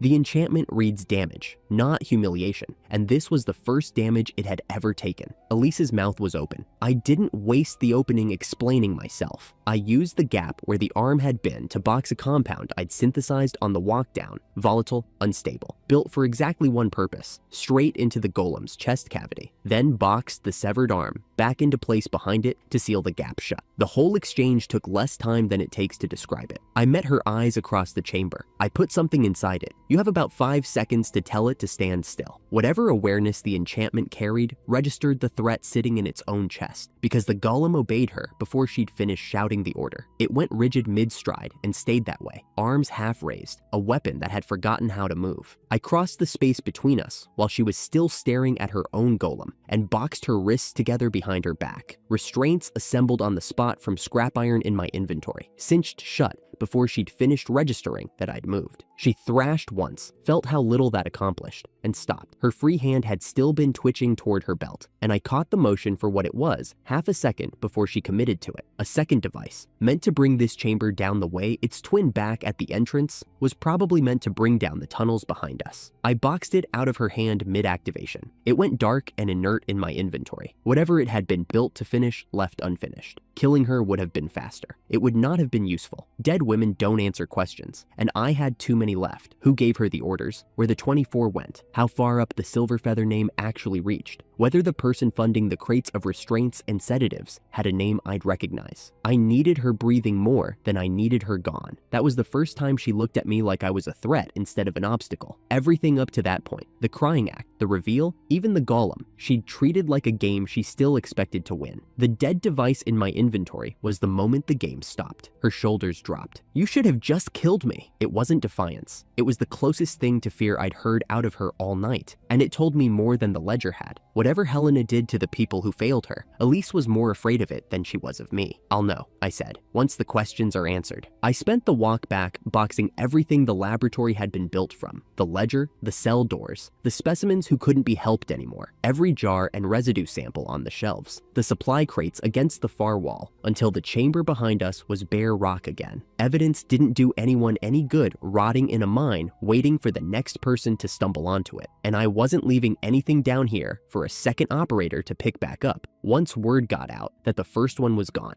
The golem I left standing exactly where it had frozen, arms half raised, 5 seconds of patience away from becoming a very large problem for whoever came looking for it next. I didn't disarm it. Something that size tends to discourage casual visitors, and I liked the idea of Helena's people finding a locked door with teeth. Elise walked in front of me the whole way out, wrists boxed, saying nothing else. Whatever bravado she'd carried into that chamber, she'd spent the last of it on one sentence. I had a laboratory's worth of paperwork in my inventory, and a captured lieutenant who called an executive of the guild that once discarded me her beloved sister. None of the ledger's entries said where the second site was, only that one existed, which meant the questions ahead of me were bigger than the mine I was walking out of. Gray light was already coming down the entrance shaft by the time we reached it, thin and colorless, the kind that shows up before the sun does. Whatever Silverfeather's collapse looked like from the inside, it had just lost a working lieutenant and an active laboratory in the same night, and not one of them would know it happened until I decided they should. The mine had turned into a longer list of questions than the one I'd walked in with. That was fine. I'd learned a long time ago that the questions were usually where the real work started. I put the ledger on the table between us before I said a word. Getting it there had taken most of the morning. Elena had cleared out a back storeroom of the guild hall overnight and painted 4 warding circles into the floorboards herself, 1 for containment, 3 because she didn't trust the first one alone with something Helena had trained. By the time the paint had dried and I'd walked at least the last stretch from the mine, midday light was coming thin and gray through the one high slit window, and she still smelled faintly of scorched cloth from the golem she'd lost. She sat across from me in the only chair in the room, wrists bound in front of her, watching the ledger the way a person watches someone else count out exactly how much they owe. Elena's healers had already dealt with the worst of what the golem's explosion had left on her. Burns closed. Most of the pain scrubbed out with magic I didn't ask about. That was deliberate on my part. I wanted her talking because talking was in her own interest, not because pain was running out on a clock somewhere. Pain gets you noise. It doesn't get you names. 14 hours of documentation, I said. 37 names in it, and I already know what happened to most of them. Every page came out of your own laboratory. I'm going to ask who paid for it and who built it with you. You're going to answer, because the alternative is I hand all of this to the national authority, and you spend what's left of your life as the only surviving witness to a crime the government would rather bury than admit exists. She didn't answer right away. I let her look at the ledger a while longer instead of filling the silence for her. That was the whole method. I wasn't going to hurt her for information. I didn't need to.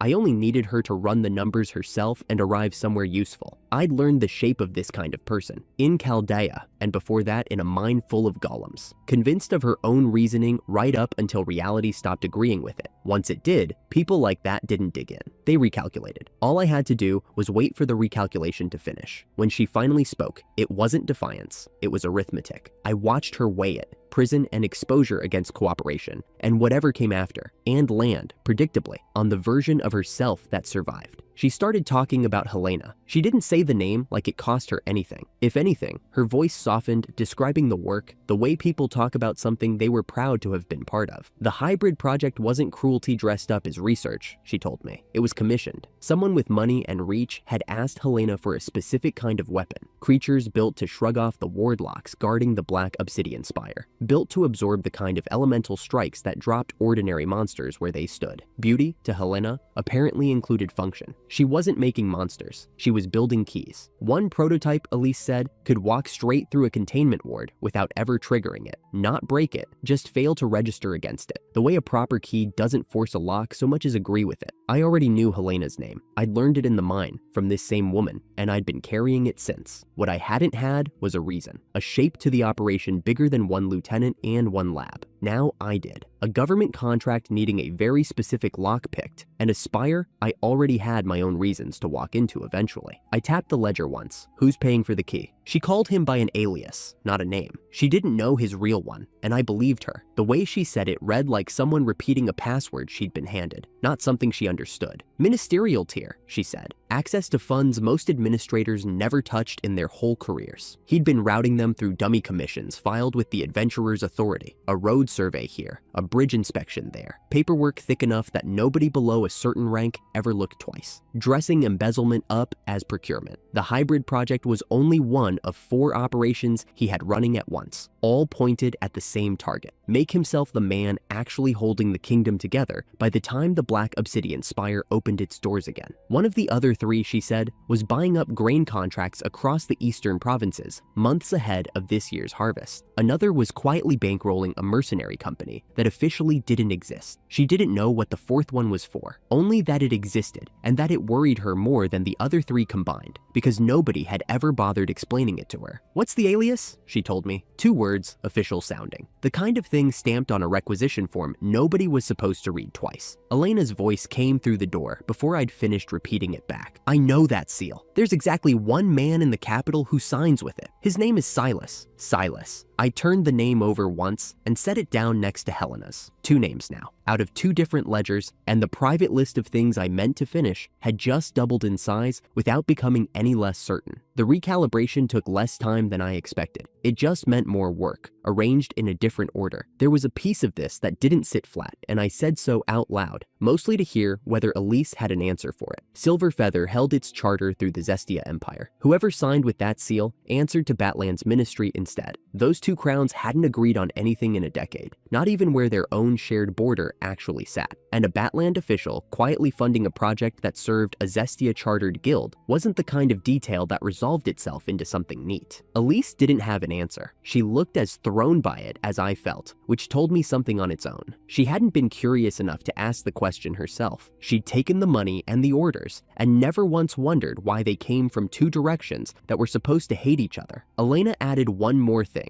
before she went quiet again on the other side of the door. Silas had sat on the same ministerial council for longer than she'd been alive. In elf years, publicly unremarkable. The kind of official whose name showed up on approvals and nowhere else. Nobody outside that council chamber would have looked at him twice. That told me more about how long this had been running than anything Elise had said so far. I filed the question next to the others. I didn't have answers for yet, and let it sit there. 4 operations, 1 alias, a tower with a closing date on it. Whatever Silas actually wanted, he wasn't building it quietly enough to stay hidden much longer. Not now that I had a name for him. I asked one more question before I let her rest her voice. How was Helena funded before Silas ever entered the picture? Before the ministry? Before the alias? Before any of this had a government's money behind it? Elise paused for the first time all day, not calculating this time, just remembering. "Private commissions," she said. A guild, back before any of this scaled up, had paid for experimental subjects the same way you'd pay for livestock, by the head, no questions asked about where they came from or what happened to them afterward. She didn't know the guild's name. She'd been brought in after the operation was already running, handed procedure instead of contracts, told which subjects to log and which ones not to bother logging at all. I knew the guild's name. I'd been one of the subjects, long before there was a ledger or a lab or a mine to hide it in. I'd spent weeks in a mountain forest eating soup with no taste in it, while Helena tested how far a mine could be pushed before it stopped being a mine, and I'd survived it. And Serena was the one who'd handed me to her, quietly, without a second thought, the way you hand over a tool you've stopped needing. The memory didn't come back to me as pictures. It came back as the taste of that soup, which was still nothing, all these years later, whenever I let myself sit with it too long. Helena hadn't built her technique on strangers first. She'd built it on me, refined it on the people in that ledger, and gotten good enough at it that a government minister was now paying to have it turned into a weapon. I didn't say any of that out loud. Elise didn't need to know it, and saying it wouldn't have changed anything sitting in that room. I filed it where I filed everything else that mattered too much to react to in front of an enemy, let the quiet sit a moment, and asked her the last question I actually needed answered. "Where's Helena now?" For the first time since I'd sat down, Elise smiled. Not the operator's smile from the mine, the one built to sell a lie. This one belonged to someone who just realized she had nothing left to protect, so she might as well spend what remained of it. Whatever composure had kept her steady through the mine had already spent itself. What replaced it looked less like fear now than relief. The specific relief of someone who no longer had to hold up a version of herself that was always going to fail eventually. She'd told me once, in the mine, that the world should hold nothing but beautiful things. Whatever she actually meant by that that. Helena was apparently the only person she'd ever decided embodied it. She moved the moment I disappeared, she said. She always does. You won't find her. She'll find you. I didn't rise to it. She kept going anyway, like she'd been saving the rest for exactly this moment. She's been curious about you since the experiment data came back. She told me you were the only result she couldn't predict. Whatever tone she'd wrapped it in, that wasn't a compliment. It was Helena, speaking through her own lieutenant, telling me she already knew I was alive, knew roughly what I could do,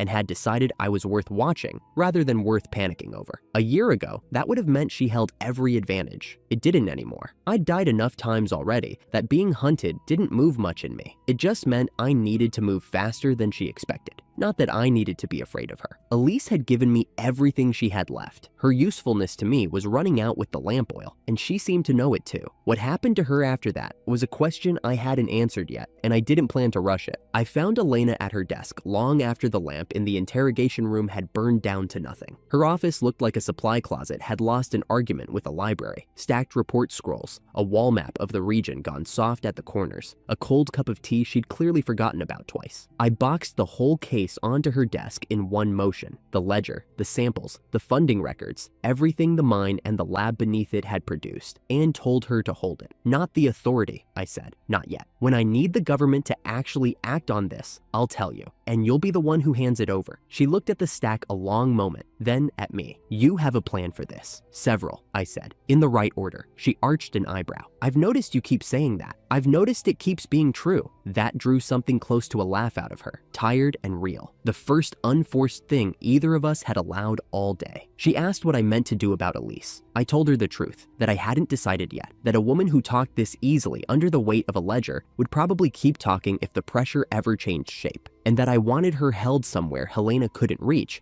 before I closed that door for good. Elena didn't argue the point. She'd already arranged a cell 2 floors below with its own separate wards, well clear of the room holding the mine's evidence, and she told me that would hold for now. She just added the rest of it to the list she was already keeping for me, the same list that had the mine's evidence on it, and the guild's decline, and everything else I hadn't spent yet. What I still didn't have mattered just as much as what I'd gained. I didn't know where Helena would strike from, or when the tower's reopening actually landed on a calendar, or whether Silas even knew yet that his lieutenant's operation had been gutted out from under him. Elise had answered every question I'd known to ask. That still left the ones I hadn't thought of yet, and those were usually the ones that ended up mattering most. I left with more than I'd walked in with: a name for the money, Silas, a name for the reason, the Spires wards, and whatever waited behind them once they came down. And one thing that wasn't information at all, just a debt I'd been carrying since a mountain forest and hadn't known the shape of until that night. Helena's work had started on me,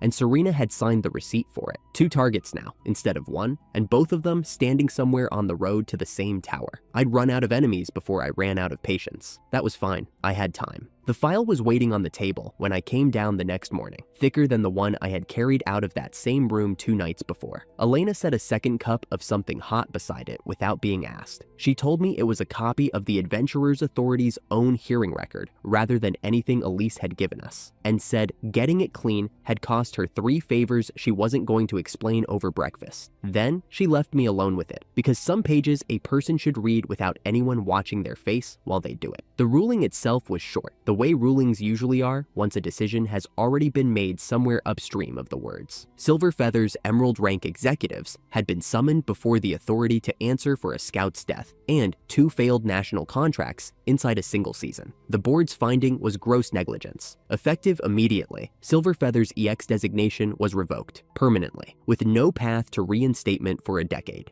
B rank certification was retained. The guild could keep operating, smaller now, and under a level of scrutiny it had never needed before, because nobody watches a guild that never loses. Serena had stood for the reading. The transcript noted only that she thanked the board for its time before she left the chamber, and that her composure hadn't changed once through the entire proceeding. I read that line twice, then a third time, because I wanted to be sure I wasn't imagining the flatness of it. A year of failure, a dead scout, an institution's trust gone in a single afternoon, and she had walked out the way she walked into everything, as if none of it had cost her a single thing worth mentioning. I set the ruling aside and reached for the pages underneath it. The ruling only told me what the authority had decided. months after the fact, from a room full of people who had never carried a bag for anyone in their lives. The pages underneath told me what had actually happened inside the guild, long before anyone outside its walls noticed there was anything worth investigating. I read slowly, the way I read anything that mattered, and the room stayed quiet around me except for the small sounds of paper and the occasional creak of the building settling into the morning. Elena's people were somewhere below, going about a normal working day, none of them knowing what I was sitting with 2 floors above their heads. I wanted to know exactly how it had happened before I let myself feel anything about the fact that it had. The record's first entry was a supply route through the northern wilderness, a monster den buried under permanent snow, taken on because it looked easy on paper to 3 people who had never once had to read the paper themselves. Silver Feather's 3 executives had never run a contract without a 4th pair of hands to carry the gear, pitch the camp, and cook whatever had actually been packed for them. This was their first time doing all of it on their own, and the snow told on them inside a single day. Victor carried nothing but his own spear and armor, on the grounds that a frontline fighter needed both hands free for whatever came at them out of the white. Helena carried nothing at all, robed and imperious, even half frozen, reminding whoever would listen that a mage of her caliber moved as fast as any frontliner, and had said from the very first morning that hauling packs wasn't her work. Nathan agreed to read the map and then spent most of the march blaming the snow for making the map unreadable, which left the actual walking without anyone willing to lead it. 3 days in, none of them had eaten a proper meal. There was hardtack, and Helena wanted, in her own recorded words, warm soup and roast lamb. Victor wanted whoever had packed the supplies to have packed better, forgetting for the length of that complaint that the man who used to handle their supplies was a full year dead by then. Nobody scouted ahead. Scouting had always been the 4th pair of hands' job too, and each of the 3 assumed one of the other 2 would notice trouble forming before it finished forming around them. 150 of them did the noticing instead. Stray wolves first, then silverfish swarming up through the snowpack, a witch throwing curses down from behind a ridge, pale things that blinked in and out of the whiteout like they had learned the trick from the cold itself. The 3 of them cut their way out because they were strong enough that fighting had never been the problem. Strength had never been the problem, not once, in the entire history of that guild. The record described the snow afterward as red for 100 paces in every direction. A line later, it described the 3 of them arguing over whose fault the delay had been, while the blood was still cooling. By the time the last of the pack broke off, the contract's clock had already run out under them. They walked home with a body count and no completed job to show for it, biting down on the specific kind of frustration that comes from winning a fight nobody made them have in the first place. Somewhere in those years, I had carried 100 packs through worse cold than that, without anyone asking how I managed the food or the map or the watch schedule. They had never needed to ask. That had been the entire arrangement. The next entry skipped ahead to the Guildmaster's chamber, high in Silverfeather's own tower, days after the 3 of them limped home from the snow with nothing to show the client but an apology. Serena heard the report in person. The record didn't describe her expression,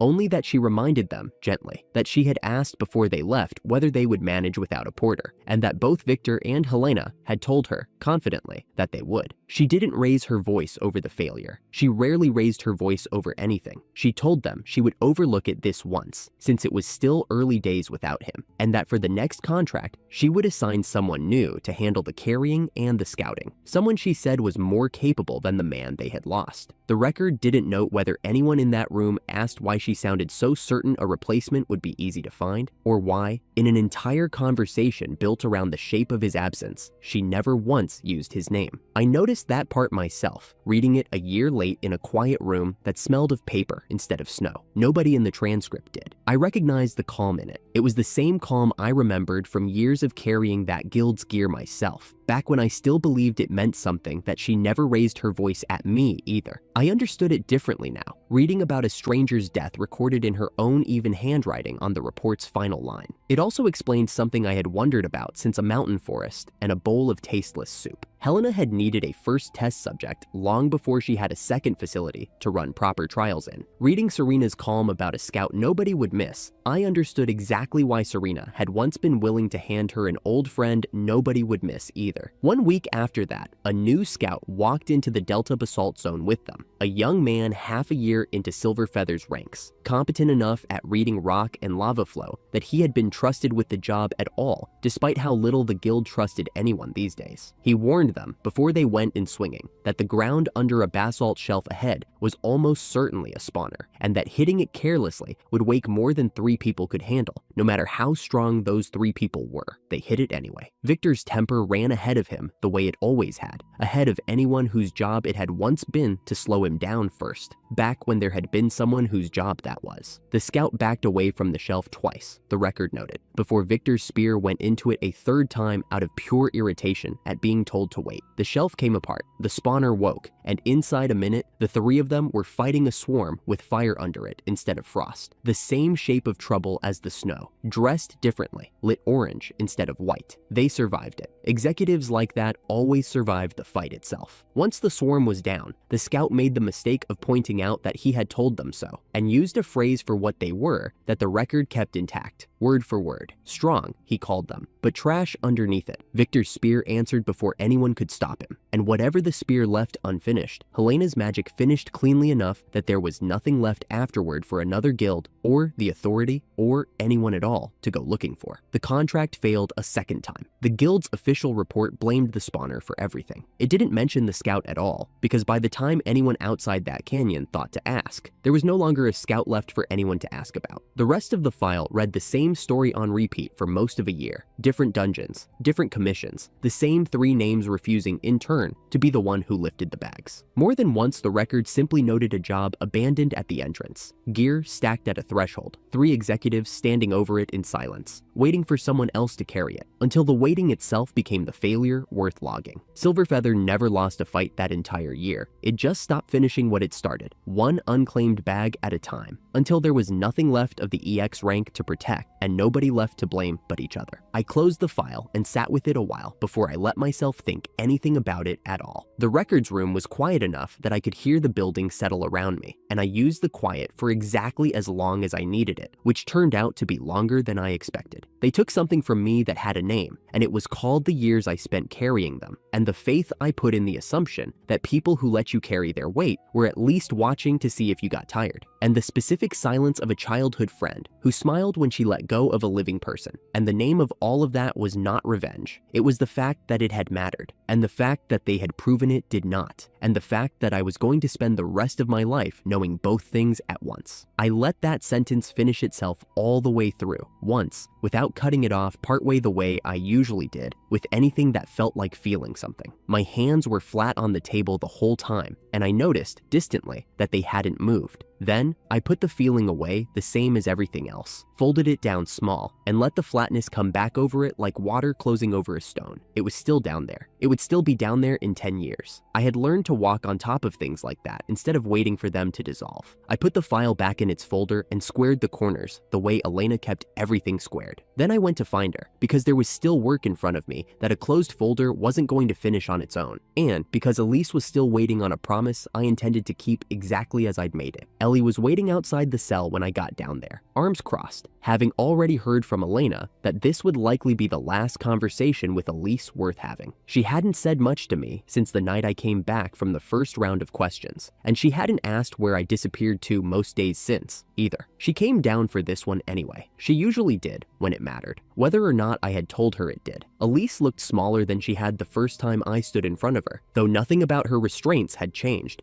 and nothing about her burns had healed. She gave up what was left without much resistance now. A second facility, north of the capital, still fully stocked and still running. The date of the Black Obsidian Spire's reopening ceremony, 6 weeks out from that afternoon. After that, she said, there was nothing left in her worth taking. She said it with something close to relief. How many are still in that second building? Ellie asked her. Elise's answer was the same shrug she had given every question about the people she had already used up. Useful or discarded. I never saw much difference between the two. Ellie's hand found the doorframe hard enough that I heard it from where I stood. I knew exactly which word had done it. Someone had used that same word on her once, at an auction block, years before either of us had a say in anything, and she had never once repeated it to me herself. She didn't need to. I watched her hear it land on somebody else, and understood I was watching an old wound get touched, not a new one being made. I didn't raise my voice at either of them. She had been useful, and thoroughly, and I told her so before I left the cell. I wasn't sure what she had expected to happen after that. Gratitude, maybe. It wasn't coming, and some part of her must have known that even while she was still hoping otherwise. We brought Elise back to the redstone mine that evening. evening, to the same chamber she had built for her own research, because what came next needed equipment that didn't exist anywhere else in the kingdom. 37 names were still logged in her own ledger under that chamber's registry, each one a person she had fed into the same machine for Helena's benefit. Each one was a name she had apparently found easy enough to write down and move past without a second thought. I read every one of those names before I touched anything else in that room, because I wanted the count to be mine too, not only hers. It felt like the least I owed the 37 of them, even if none of them would ever know I had done it. I didn't heal what the lava zone had left on her skin. I had never promised to. What I had promised her weeks earlier was that I would keep my word regardless of who I was keeping it to, and my word had only ever covered what happened to her body. It never covered what happened to her freedom afterward, and she knew that even if she had chosen not to think about it until the chamber was standing open in front of her. Elise understood what it was for before I said a single word. She had built it herself. Her composure went first, and then her voice went with it. She wanted to know if there was some other arrangement, anything else, if I understood exactly what I was about to do to her. I understood exactly what I was about to do to her. That was the entire point of doing it. I stood there a moment longer than I needed to, aware that I was about to become the kind of man who decided this. I was just as aware that I had already decided it the moment I read the 37th name. There wasn't a version of the next few minutes where I got to be both careful and merciful. I had made my choice about which of those two mattered more a long time ago, somewhere in a mountain forest, and I wasn't going to pretend otherwise now for my own comfort. I didn't watch the part that mattered. I set the chamber to run the process on its own terms, the same terms her ledger described using on 37 other people who had never once gotten a say in it either. Then I stepped back and let her own machine finish what she had built it to do. When it was done, the chamber had a new occupant. She was no longer shaped the way she had walked in, and she would never again serve Helena's network as an eye, a voice, or a face that anyone would recognize on sight. I sealed the chamber the way her own notes described sealing it, and I didn't stay to watch what she did with whatever she had left of herself in that first hour. The lamps hummed the way they always had. The ash smell was the same. Nothing in that room had changed except the one thing that mattered. Ellie stood very still in the doorway the whole time, and when I finally looked at her, she didn't ask if I had felt anything doing it. She already knew the answer was that I hadn't felt enough, and that this would be true again before Helena was finished, and probably again after that. She took my hand anyway, on the walk back up out of the mine, into air that didn't smell like ash and old chemicals. Neither of us said another word about the chamber the rest of that night, and I was grateful for that more than I would have known how to say out loud. Elena was still awake when I got back, working through correspondence that could easily have waited until morning. I set the second facility's location and the spire's reopening date on her desk in place of the file I had returned that same morning, a full life ago by the feel of it. Helena's the primary target now, I said. The tower reopening is the window. I need 6 weeks. She didn't ask why the number mattered, only what she could do to help me close it. What do you need from me? She asked, setting down her pen. Keep Ellie safe. I didn't sit down. And start teaching her everything. Elena went quiet a moment, studying me the way she did when she already knew something I hadn't said out loud yet. She's been studying on her own for months, she told me. She never mentioned it to you.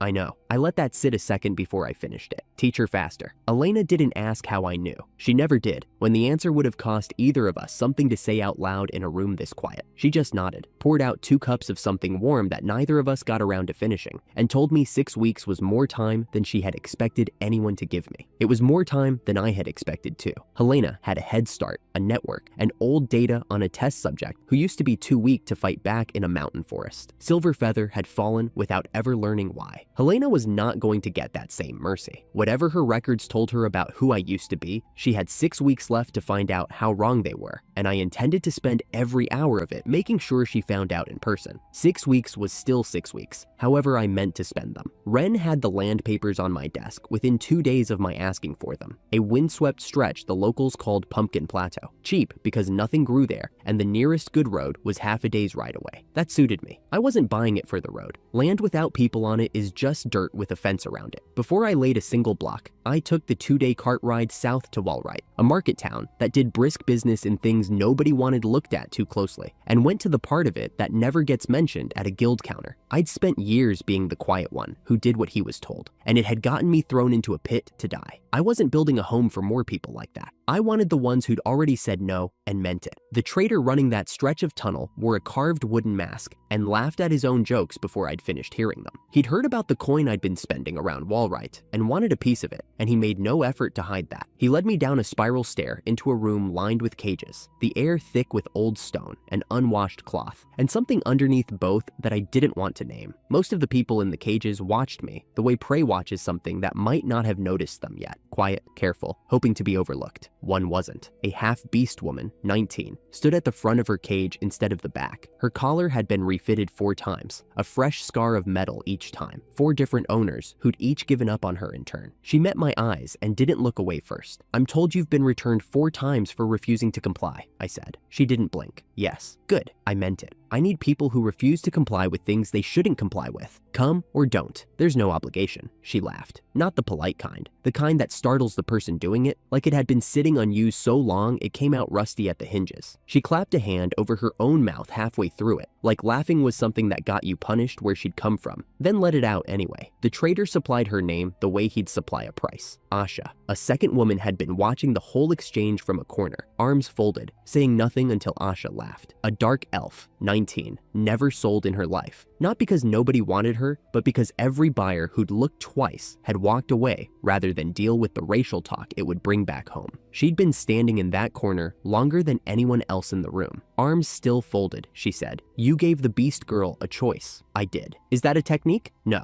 I said, and left it there. "Then I'll come." I hadn't asked her. "I know," she said, before I could point that out. "That's why I'm choosing." The trader called her Mina. I paid him more than either of them was worth on his own ledger, burned both collars off with a box that held nothing but fire, and handed them clothes that weren't rags. Neither one asked what came next before agreeing to find out. I decided I liked them both for that. We left through the same spiral stair we'd come down. Asha blinked hard in the daylight at the top, like she hadn't stood in open sun for a while. Mina didn't blink at all. Neither of them asked where we were going. I told them anyway. On the walk out of Wallright, land, a house, a garden, nobody's orders to follow but their own good sense. Asha laughed again, shorter this time, like she was testing whether the first one had been a mistake. It hadn't been. We reached the plateau at first light. Asha walked the boundary line twice before she said anything, like she was checking for the trick. Mina stood at the edge and looked at the empty grass the way a person looks at a blank page they don't quite trust yet. The inscription carved into the abyss stone, back when I was falling toward what I thought was my death, had promised a garden for the burden. I hadn't thought about those words in a long time. Standing on bare ground with nothing built on it yet, I thought about them again. I laid the foundation first, cutting stone into level courses faster than any crew of masons could have managed, because I wasn't cutting anything. I was placing blocks that already existed, whole in my head, the way I'd been placing them since a cave floor was the only thing I trusted under my feet. Every piece of it came out of an inventory I'd filled the hard way, in a nether fortress and a mine shaft and a dozen places I'd nearly died. And none of that mattered to the wall going up now, except that it was mine to spend. Then the perimeter wall, built out of the darkest stone I'd carried up out of the nether, stone that nothing native to this world could crack. Then the shelter frames, one after another, 30 of them, small and plain and dry, laid out in rows with room to breathe between them, each one with a door that locked from the inside and nowhere else. Then a central hall, large enough to hold more people than were standing on the plateau yet, because I intended to fill it. Then a well dug straight down to clean water, a watermill fitted to the stream at the edge of the property, an irrigation channel cut from the same stream to the garden plots, and fences to keep the local wildlife honest. Asha watched most of it without speaking, which I was starting to understand was how she paid attention. Mina asked one question,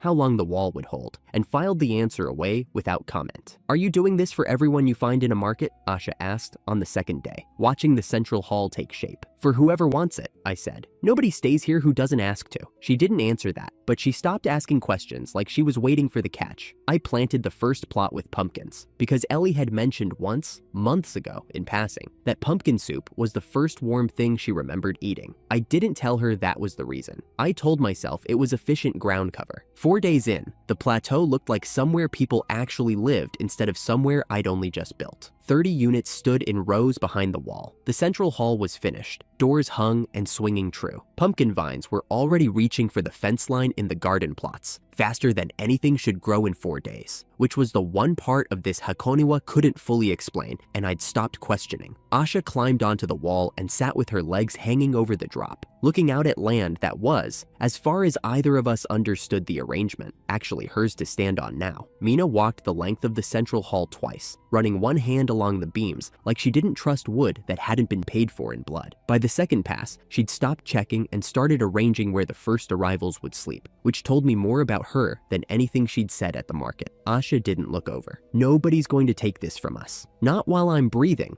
I said. Neither of them thanked me for it. I hadn't built the place to be thanked for. I'd built it because the inscription in that abyss stone had made a promise on my behalf before I even knew what I wanted. And this was the first time I'd had the standing to make good on it. Asha picked the shelter frame closest to the wall for herself, and Mina picked the one beside it without discussing it. And that was the whole conversation either of them needed to have about it. Neither one had ever had a room with a lock that answered to them, and no one else. Now they did. Rory had spent every visit I'd made to Electro Brave being the background noise to whatever Elena and I were actually discussing. Filing forms, tripping over furniture, laughing at things before anyone finished saying them. She was stacking request forms behind the front desk when I told her I needed someone to run the plateau while I was away at the tower. She dropped the whole stack. I thought you'd never ask me to do anything important. It is, I said. The people out there can't protect themselves yet, and I won't be able to protect them from where I'm going. That makes this the most important thing I've handed to anyone, you included. She stopped smiling, which for Rory was the more honest expression. I understand. I gave her the list I'd been keeping since the first collar came off. Who needed watching? Who flinched at raised voices? Who Asha had already flagged as not ready to be trusted near a blade? Rory read it twice, without a single joke. She didn't ask what the tower was, or why it mattered, or when I'd be back. She set the forms aside for someone else to finish, and went. Ellie walked the garden the morning we were set to leave for the tower approach, her pack already over one shoulder. She stopped at the pumpkin plot and stood there long enough that I noticed her noticing. You remembered, she said. I file most things, I said. I know. She didn't ask why the pumpkins, specifically, mattered enough to plant first. She already knew, and saying it out loud would have made both of us deal with what that meant. Months of training under Elena had put a straighter set in her shoulders than the girl I'd pulled out of a burning port town used to have. She still stood in front of that plot like it belonged to her the way nothing in her life ever had before me. She took my hand, just for a moment, then let go and walked on ahead of me toward the gate, toward the cart and the road, and however many weeks were left before the spire reopened. Helena still didn't know where I was, which was the only advantage I meant to keep holding until we got there. I hadn't built the garden for anyone's benefit, I was ready to admit to, but it was there anyway, and she knew it, and that was going to have to be enough for both of us going forward. We had been 11 days in Chaldea, waiting on the spire's survey window, and taking whatever odd work the town needed done while we waited, when the horn sounded from the north gate and did not stop. Elena had already gone ahead of us to the capital to arrange things for the survey. Ellie had spent the 11 days trading books with a librarian named Lucy, who adored her, and getting a formal nod from a dwarf blacksmith who did not, and I had let myself get comfortable in a town that knew my face. I should have known better than to enjoy that. Ellie was at my side before I'd finished turning toward the horn. Fogg was already at the gate, a short, stout man with a voice built for shouting over crowds, waving the non-fighters back with both arms. Cover, all of you. Melee to the front. Block what you can. Mages, hold until I say. He caught sight of us, and some of the tension went out of his shoulders, though not all of it. Adrian, good. We've got trouble. How many? Don't know yet. Sounds like plunderers. The word came out of him like a curse he'd hoped never to use again. We're down to stone and iron rank standing here tonight. Every gold-ranked sword we had left for the capital 2 months back, and our merchant lord and his mercenaries only just rode out this morning. Convenient timing for somebody. I didn't ask who benefited. I already knew. Those gold ranks had been drawing quiet coin off a smuggling arrangement tied to Helena's people, and once I'd torn that arrangement apart, their reason to stay in Chaldea went with it. Fogg saw the thought cross my face anyway. It's been nothing but changes since you came through here, he said. Not quite an accusation. Gold ranks gone. Certain customers dried up overnight, but you did well cleaning the trash out of this town, and I won't lay what's left of it at your feet tonight. Hearing it said kindly didn't make the guilt smaller. I filed it away, there wasn't time for it yet, and knelt to put a bare hand flat against the ground. The earth answered the way it always did, patient and exact. 13 bodies, moving in from 4 directions at once, in a pattern built by something that had done this before and knew how a town like this one would break. I raised shields where the beginners stood, stone rising into their hands in one motion before they'd finished flinching at the horn. Hold here, let them close before you loose anything. Fog nodded like I'd told him the sky would hold. Ellie touched my arm. The east gate's thinner, I'll go with Fog. I wanted to tell her to stay where I could watch her. I didn't. She wasn't asking permission, and we both knew it. Go, I said. I'll find you. She was already moving. Beyond the wall, the light was going the color of old copper, and I found the first of them by the shape it made against the smoke. Armored, crocodile-jawed, built along the lines of a man who'd spent too long in a swamp and liked what it did to him. A vindicator. Half a year ago, I would have run from something that size and been sensible for doing it. Now, I mostly wanted it to hold still. I poured mana into the ground instead of my hands. The dirt around its feet answered before it finished turning its head. An intense catastrophe put 6 spears of stone through it from underneath in a single breath. That left the witch, further back, already fumbling a potion loose from her belt. Whatever was in it wouldn't save her from something she couldn't name in time. I laced fire through light before she got the cork free. Vortex high laser, a kind of magic that isn't supposed to exist as one spell. And the beam went through her and kept going, scorching a line into the trees behind her that was still burning when I looked back. A thin bar of light flickered at the edge of my vision when the spell finished. Something new I hadn't noticed there before. I didn't have time for it either. I filed it away on top of the gilt and went looking for the rest. I found the trail the last of them had cut through the brush, heading toward the east gate, toward Ellie. I ran. The bell tower was already down when Ellie and Fog reached the east gate, sawn through at the base rather than fallen by accident. Whoever had planned this had known exactly what that bell would have cost them, the same way they'd known which morning the mercenaries would be gone and which merchant kept his guards underground. Fog kept the townspeople moving toward the cellars, ignoring the ones shouting for Adrian instead of listening to him. One man grabbed his sleeve. "What good is she going to do us?" he said, jerking his chin at Ellie. A slip of a girl with a bow. Ellie didn't answer him. She was already counting shapes coming out of the tree line, too many of them, closing from 3 sides at once while conch shells sounded somewhere behind them. The first bolt took her in the right shoulder before she'd finished knocking her own arrow. She didn't go down. She didn't make a sound. She planted her back foot, threw both hands up instead of reaching for the wound, and pulled 6 months of secret training into a barrier of ice that spread over the crowd behind her, like a roof made of frozen air, blue-white and humming with the strain of holding. Arrows shattered against it in one wave, then a second, then a third. She held it there on her feet with a crossbow bolt still buried in her shoulder, breathing in short, careful pulls, never once turning to see whether it had worked. She didn't need to look. She could hear that it had. I came through the gate in time to see the barrier still holding, and the last of the plunderers breaking cover for one more volley. I put them down with a single strike before the first arrow left a string. Catastrophe again, quieter this time, because nothing was left standing to make noise afterward. The ice went out the second the threat did, like it had only ever been holding on for the fight's sake, and not a moment longer. Ellie's knees buckled. I reached her before she hit the ground. The bolt was still lodged in her shoulder, dark against the pale blue of the fading barrier light. She hadn't made a sound about it. Not to Fog, not to the crowd she'd been shielding. Not even now, with me kneeling in front of her and her blood soaking into my sleeve. I boxed the shaft out clean, one motion, no room for her to brace against it, and pressed my palm hard over the wound. I had taught myself a long time ago not to make sounds when I was hurt. I hadn't known she'd taught herself the same lesson on her own, without me ever showing her how, until I was the one holding the evidence of it shut with my hand. "Sorry for the wait," I said. She looked at me like she'd known I was there before she'd seen me. "You're not late." Her voice came out thinner than usual, but steady under it. "I've been waiting for you since the moment I was born." I didn't have an answer worth saying out loud. I don't think she wanted one. I kept the pressure on her shoulder and let her lean her weight into me instead of the wall, and I stayed exactly there, not moving, until Fog came running with bandages and someone who knew how to use them. I left Ellie in careful hands and went looking for whoever had planned this, because plunderers don't smuggle a curse stone past a town's inspectors and saw down a bell tower on their own initiative. Someone had walked them in.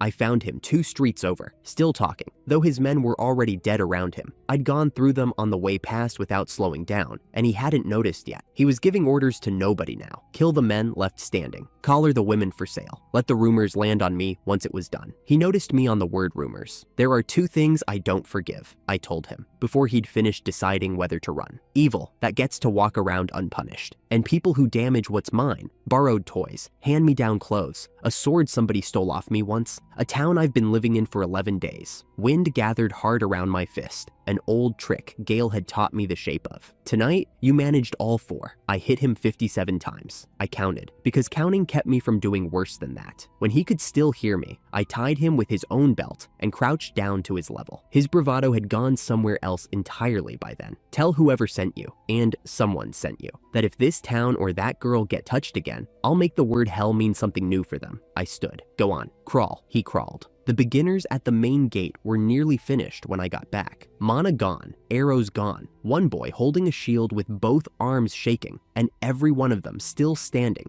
because nobody had told them they were allowed to stop. A second wave had come in behind the first, gold rank monsters that should have needed a dozen seasoned adventurers to hold. And these 6 had managed it for the better part of an hour on nothing but Fogg's orders and pure stubbornness. I went through what was left of the horde faster than I'd gone through anything else that night. It wasn't difficult. It only needed doing before any of them collapsed doing it for me. They looked at me after like I'd stepped out of one of Lucy's old picture books. One girl asked, only half joking, whether I took applications. Another just stood there with tears running down a face still streaked in soot. Somebody was already humming something that sounded like it wanted to become a song by morning. Somebody started calling me the town's hero before the fires had even finished dying down. It moved faster than I expected. One of the beginners telling a neighbor, the neighbor telling 3 more, until by the time I'd wiped the blood off my sword, the name had already outrun me through half of Chaldea. It was a strange thing to be called, for a man who used to spend his days carrying other people's luggage. Nobody mentioned the shape that had watched all of it from somewhere above the smoke, and left before anyone thought to look up. I only heard about that later. At the time, I had a girl with a hole in her shoulder to get back to.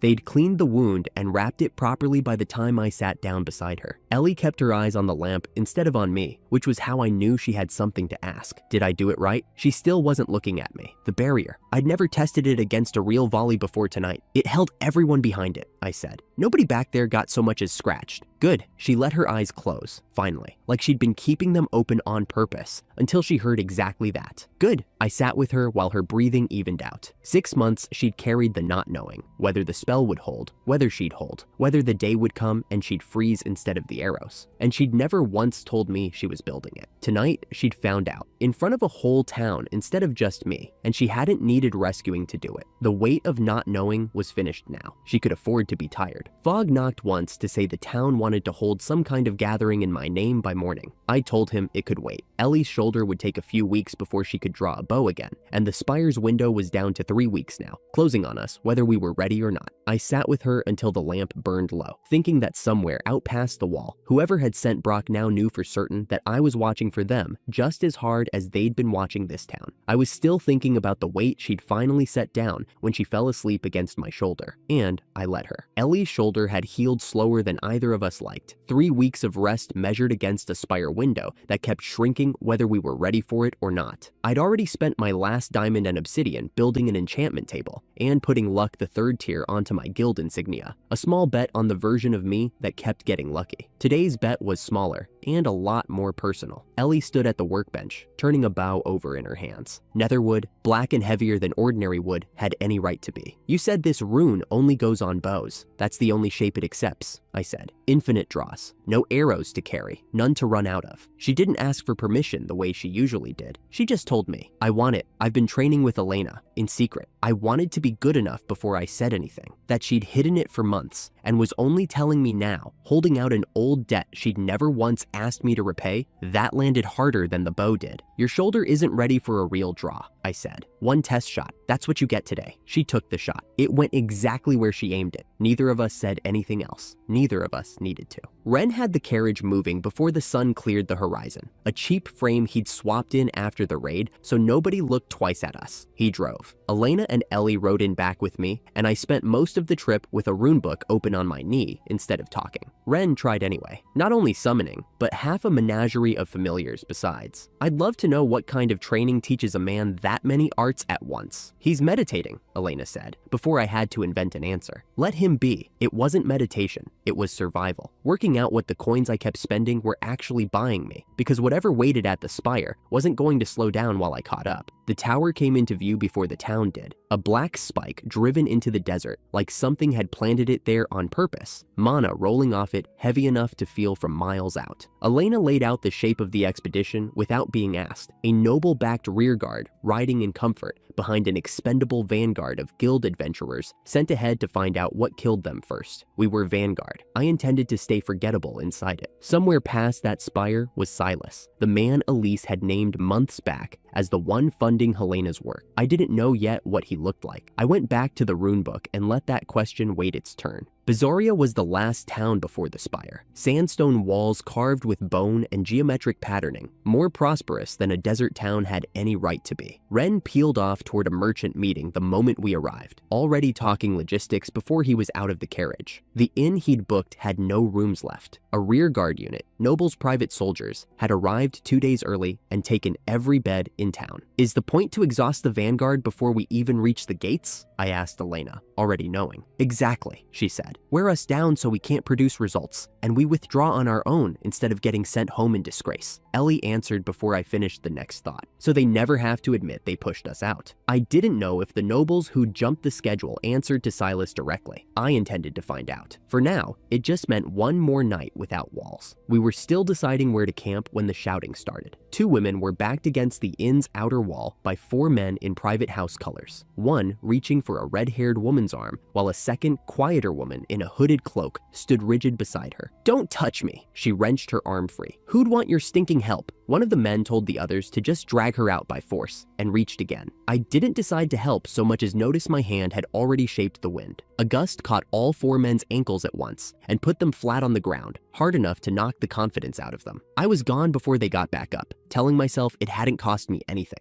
We picked a stretch of open rock past the last wall, and I got to work before full dark. No inn meant no walls, so I made my own. Down instead of out, 3 rooms cut from the hardpan, and braced smooth with boxed stone, a shaft for air, an entrance that didn't announce itself from the road. 6 hours, start to finish. Ellie was already unpacking bedrolls into the second room before I'd finished sealing the first ceiling seam. Halfway through smoothing the last wall, the ground told me 2 people were coming, blurred at the edges the way something moved when it was hidden inside mirage magic. I let them get close enough to be sure, then went up to open the door before they had to knock. It was the 2 women from the inn. The red-haired one had her jaw set like she'd argued with herself the whole way here. The other, still hooded, said nothing at all. "Found you." She planted her hands on her hips. "You're the one who tripped those idiots." "Thanks. I would have handled it myself, but she insisted." "I wanted to thank you properly," the hooded one said, quiet under the other one's noise. In person, Elena watched both of them with the particular stillness she got when she already knew something the rest of us didn't. "Lena, that was her name," she announced, dropping into the only chair like she owned it. "Got straight to business. Form a party with us. Guaranteed pass on the tower exam. Good deal, right? No benefit to us," I said. "Don't be cold." She grinned like refusal was a game she expected to win eventually. Elena leaned toward me and lowered her voice, though not low enough that the other 2 couldn't hear it if they wanted to. "These 2 will matter to you later. I'd stake my intuition on it." Elena's intuition had been right about people before. I told Lena I'd listen, nothing more, and that I wasn't handing over anything about us in return. The hooded one pushed her hood back once we were sealed underground. Under it was hair so pale a blue it looked poured from glass, and beneath her collar sat a crest worked in silver that caught the lamplight. "I owe you an apology for the disguise," she said. "I am the first princess of Batland. My name is Nora." Nobody moved for a second. Lena didn't look surprised, only resigned, like she'd known this moment was coming and hadn't looked forward to it. Nora didn't wait for a reaction. "I'm traveling without guard because the border authority answers to men I can't trust. I have reason to believe the same corruption reaches all the way to the tower. I can't bring what I know forward alone. I've heard what they call you. I'm asking for help." I let that sit for a second. "You didn't have to tell me who you were to ask for that. I know. I'm telling you because it's the only thing I have that you might actually value.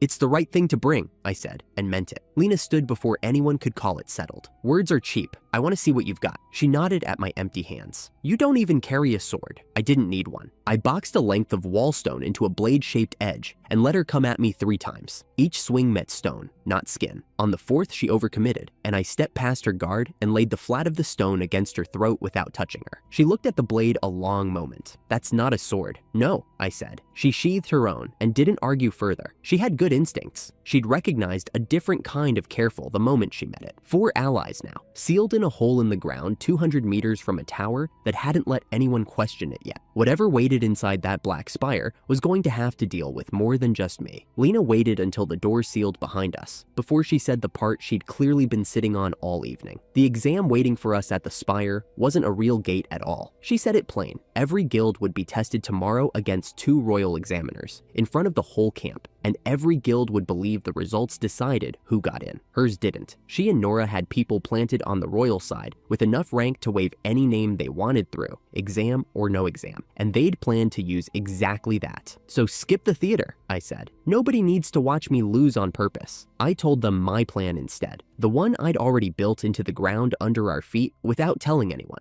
I could dig straight past the barrier the same hour it dropped for the survey crews, walk the 4 of us in from underneath, and never once stand in that line at all. Lena's mouth actually fell open. That's obviously impossible. You don't just tunnel under a state ward like it's garden soil. I didn't answer that. I'd tunneled under worse. Nora didn't argue at all. She turned it over once, the way she turned over everything, then nodded like the matter was closed. As long as we get inside, I don't care how ugly it looks getting there. A small, tired smile. That stubborn streak of yours. You really are your father's son. That was a question for a day I hadn't earned yet, and I let it go instead of chasing it. Ellie watched the whole exchange without a word, the way she did when she was deciding whether something mattered. She decided this one did. I saw her mark it and file it away for later, same as I would have. We spent the rest of the night going over what waited on the other side of that barrier, and how little any of us actually knew about it. We reached the camp the next day, and there were more people crammed into it than I'd seen in one place since Chaldea. Heat came up off the packed sand in visible waves, and the air smelled like canvas and pack animals, and too many people rationing too little water. Tents, a wood-framed clinic, a stone storehouse built fast and ugly against the heat. Someone had thrown this place together in a hurry to hold every guild in the region that thought it had a shot at the spire. All these people are challengers? Ellie asked, watching a knot of adventurers shove past a supply cart. The higher the danger, the bigger the dream, Lena said. It's a hell and a treasure mountain both. Cut it off to one day only, and every single-minded fool in the kingdom tries to force their way through at once. I believed her. I'd been one of those fools once, minus the dream. It was Nora who finally said the name I'd been half expecting since the underground base. Silas, she told me, had already come to this land, was somewhere in this camp or the ruins beyond it right now, close enough to touch. I kept my face still and let the shock move through me privately instead of out loud. A year of practice had taught me that much. Elena wasn't as patient. If the great general is actually here, and this isn't just a theory you're chasing, she let the sentence hang a moment, watching Nora's face. I'd like to hear what grand evil he's supposedly planning. Lena had the answer ready. She'd traced the missing tax money herself, out of the national ledgers, into the pockets of nobles back in the capital, and from there, straight into the hands of people loyal to Helena and Elise. Right around the same weeks, Silas had personally convinced the king to stand his army down against the Silver Feather Guild. His agents had been meeting with Helena's. Nora admitted they had no single document that proved all of it at once. Nothing airtight enough to hand a magistrate without being laughed out of the room. The pattern held every time they traced it, though. That was the part that mattered. I said nothing about what the Silver Feather Guild was to me. That was a separate account, and I wasn't opening it here. Word moved through the camp before we'd finished talking. The Royal Battle Knights had arrived, along with the Court Magic Corps and one of the kingdom's 6 wise men, an old sage named Graf, to take direct control of the day's proceedings. Whatever this exam actually was, it had just gotten a much bigger audience. Graf walked us out himself, close to a kilometer of ruined ground between the camp and the cliff, where the spire actually stood. He read a report someone had handed him without breaking stride, bored with the whole errand, and said, mostly to himself, that 108 adventurers from 22 guilds had turned out for this. More than he'd expected, and more, his tone made clear, than the tower actually needed alive by evening. Nora and Lena stayed hooded at the edges of the crowd, invisible on purpose. Whatever a princess and a knight captain of Batland were worth here, it wasn't worth spending on a guild exam. Elena and I stood as our own guild's face instead. A woman near the front of the crowd went down before the test even started, knees folding, a wooden staff clattering against stone. She hadn't slept the night through, I'd learn later, and hadn't eaten a proper meal in longer than that. She pushed herself back upright anyway and told the people around her, more or less, that she wasn't giving up the one chance her guild had left to matter. I knew that voice, not hers specifically, the shape of it. I'd used it myself once, in a mountain forest, on tasteless soup and nothing else. "You all right?" I asked her. "I'm fine," she said, not looking at me. "Thank you." She wasn't fine. I let it go, because pushing would have cost her the one thing she still had, which was choosing this herself. Graf called for one Emerald rank representative from every guild to step forward. 44 of us lined up along the barrier line while he introduced the two people we'd actually be fighting,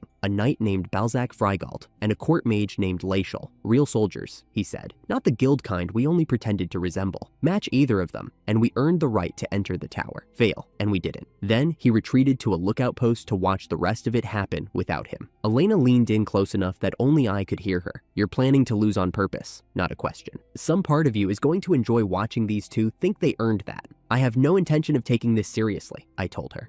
She didn't believe me, and she wasn't wrong not to. Balzac and Laishal worked through the line without slowing. 8 representatives went in front of me and came out the other side beaten. 4 against his sword, 4 against her spellwork, none of them landing so much as a mark on either examiner. It stopped looking like a test somewhere around the 4th pair and started looking like an exhibition for an audience that hadn't asked to watch one. The exhausted woman went in 9th. Her guildmate, a younger woman everyone called Leah, never stopped arguing the whole time that their leader hadn't slept, hadn't eaten, shouldn't be doing this. But the officials running the line waved her off. The exam didn't pause for exhaustion any more than the tower would. She lasted longer than I expected, longer than most of the 8 before her, staff shaking in both hands by the end of it. It still wasn't enough. Laishal put her down without much effort and stood over her afterward, telling her, plainly, without heat, that she'd had her warning, and this was the last one. "Give up on the tower. Go home." The woman didn't get up. Laishal raised her hand anyway and started building something bigger, enough force gathering in it that the air around her fingers actually bent. She wasn't finishing a test anymore. She was making an example. I stepped past the line before I'd decided to. Whatever she meant to drop on that half-conscious woman, I'd already reached into the air and taken it before it landed. The whole spell, it gathered into my hand like I'd picked an apple off a branch instead of catching fire. It simply wasn't there anymore. Laishal's hand stayed raised over nothing. "That's enough waiting," I told her. "Test us. If we've got the right to be here, go on." Elena, beside me, didn't bother hiding how pleased she looked. Laishal looked at me the way people used to look at me when I was still carrying their bags. Like whatever I was, it didn't require her full attention. She called what I'd done a trick, said Mana Drain couldn't handle that many different kinds of magic at once, and told me she'd finish this in a single breath just to prove it. She didn't take a single breath. She sent 3 spells at once, a rope of fire twisting into the shape of snakes, a crack of lightning aimed low, and something pale that ate at the air itself instead of burning it. Any one of those would have ended most of the 43 people who'd gone before me. She threw all 3 together, which told me exactly how much she'd learned from watching me stand there and take the first one. I didn't dodge. There wasn't a reason to.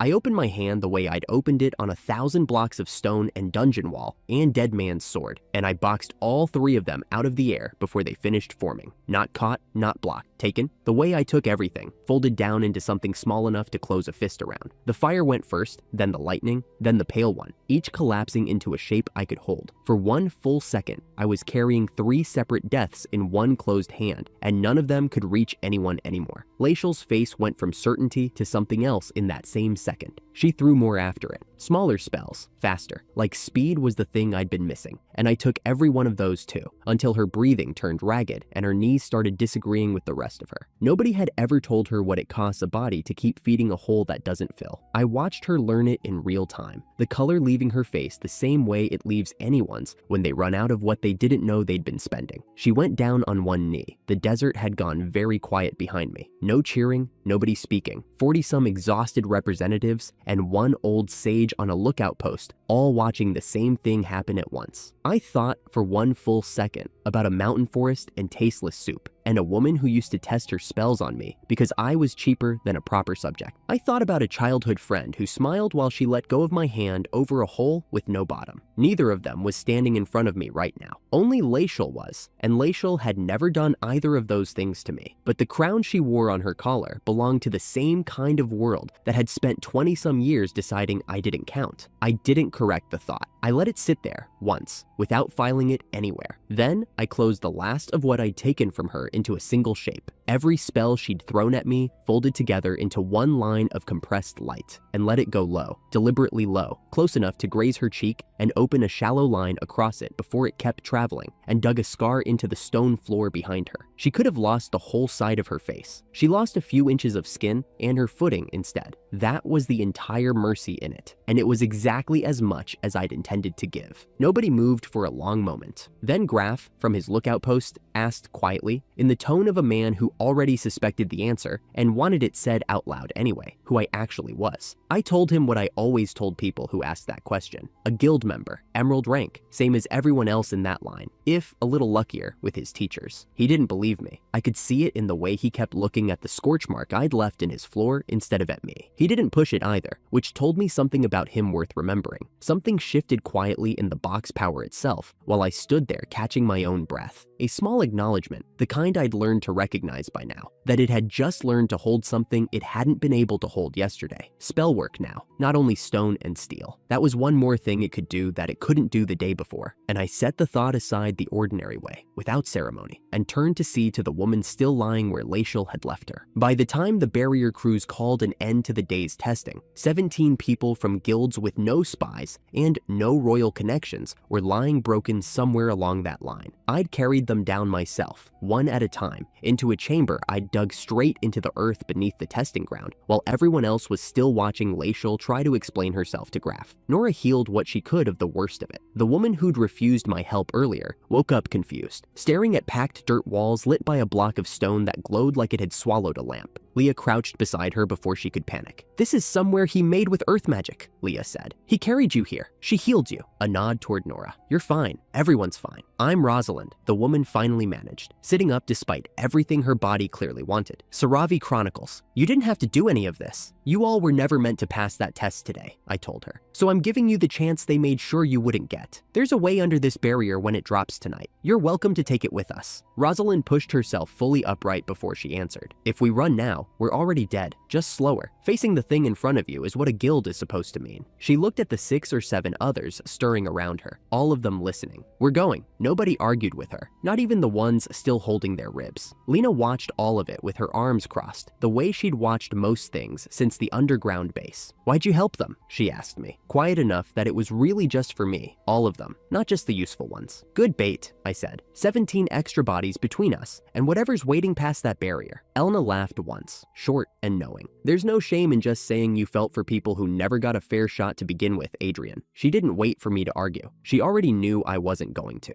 Ellie didn't say anything at all. She didn't need to. She'd understood the reason before I finished the sentence. The same way she understood most things about me before I said them out loud. The barrier came down at the hour Graf's people had announced, thin enough for a few careful hours that the survey teams could move through it from above. We moved through it from below instead. 20 some of us, single file down a passage I'd cut straight through packed earth and old stone, following the cold draft that meant open space ahead. Something was already loose in that draft. A shape came low and fast out of the dark near the tunnel's mouth, one of whatever the barrier had been built to keep contained in the first place, and it went for the nearest body in line before any of us had drawn a weapon. Ellie already had. The infinite bow I'd made her didn't need a quiver, and it didn't need her at full strength either. One arrow, drawn and loosed before I'd finished turning around, dropped the thing 3 strides short of Leah. "Good shot," I said. She didn't lower the bow until she was sure. I know. We came out into the base of the tower a few minutes later, Rosalind's people fanning out behind us. Quiet the way people go quiet when they've stopped expecting to survive a day and then did anyway. I stood at the threshold a moment before crossing it. Black stone rising past where torchlight reached. Air that smelled like something sealed shut a very long time. The inscription that had sent me here in the first place had promised a garden for the burden, and hell for the bastard who threw him away. I'd already built the garden. Standing in that doorway with 17 people at my back who wouldn't have made it through any other way, I understood the rest of it for the first time. The blessing was never the thing handed to the burden. It was what the burden did with it once nobody was watching to stop him. Silas was still out there somewhere, unarrested, protected for now by exactly the kind of paperwork that had almost kept every person behind me on the wrong side of this gate. Helena's people were still building whatever they were building. Serena still didn't know I was alive, and when she found out, that reckoning would come on its own day. Not this one. None of that was finished. I hadn't come here to finish it. I stepped through the gate into the black obsidian spire, and for once, I let myself feel exactly what that was worth instead of setting it aside for later the way I usually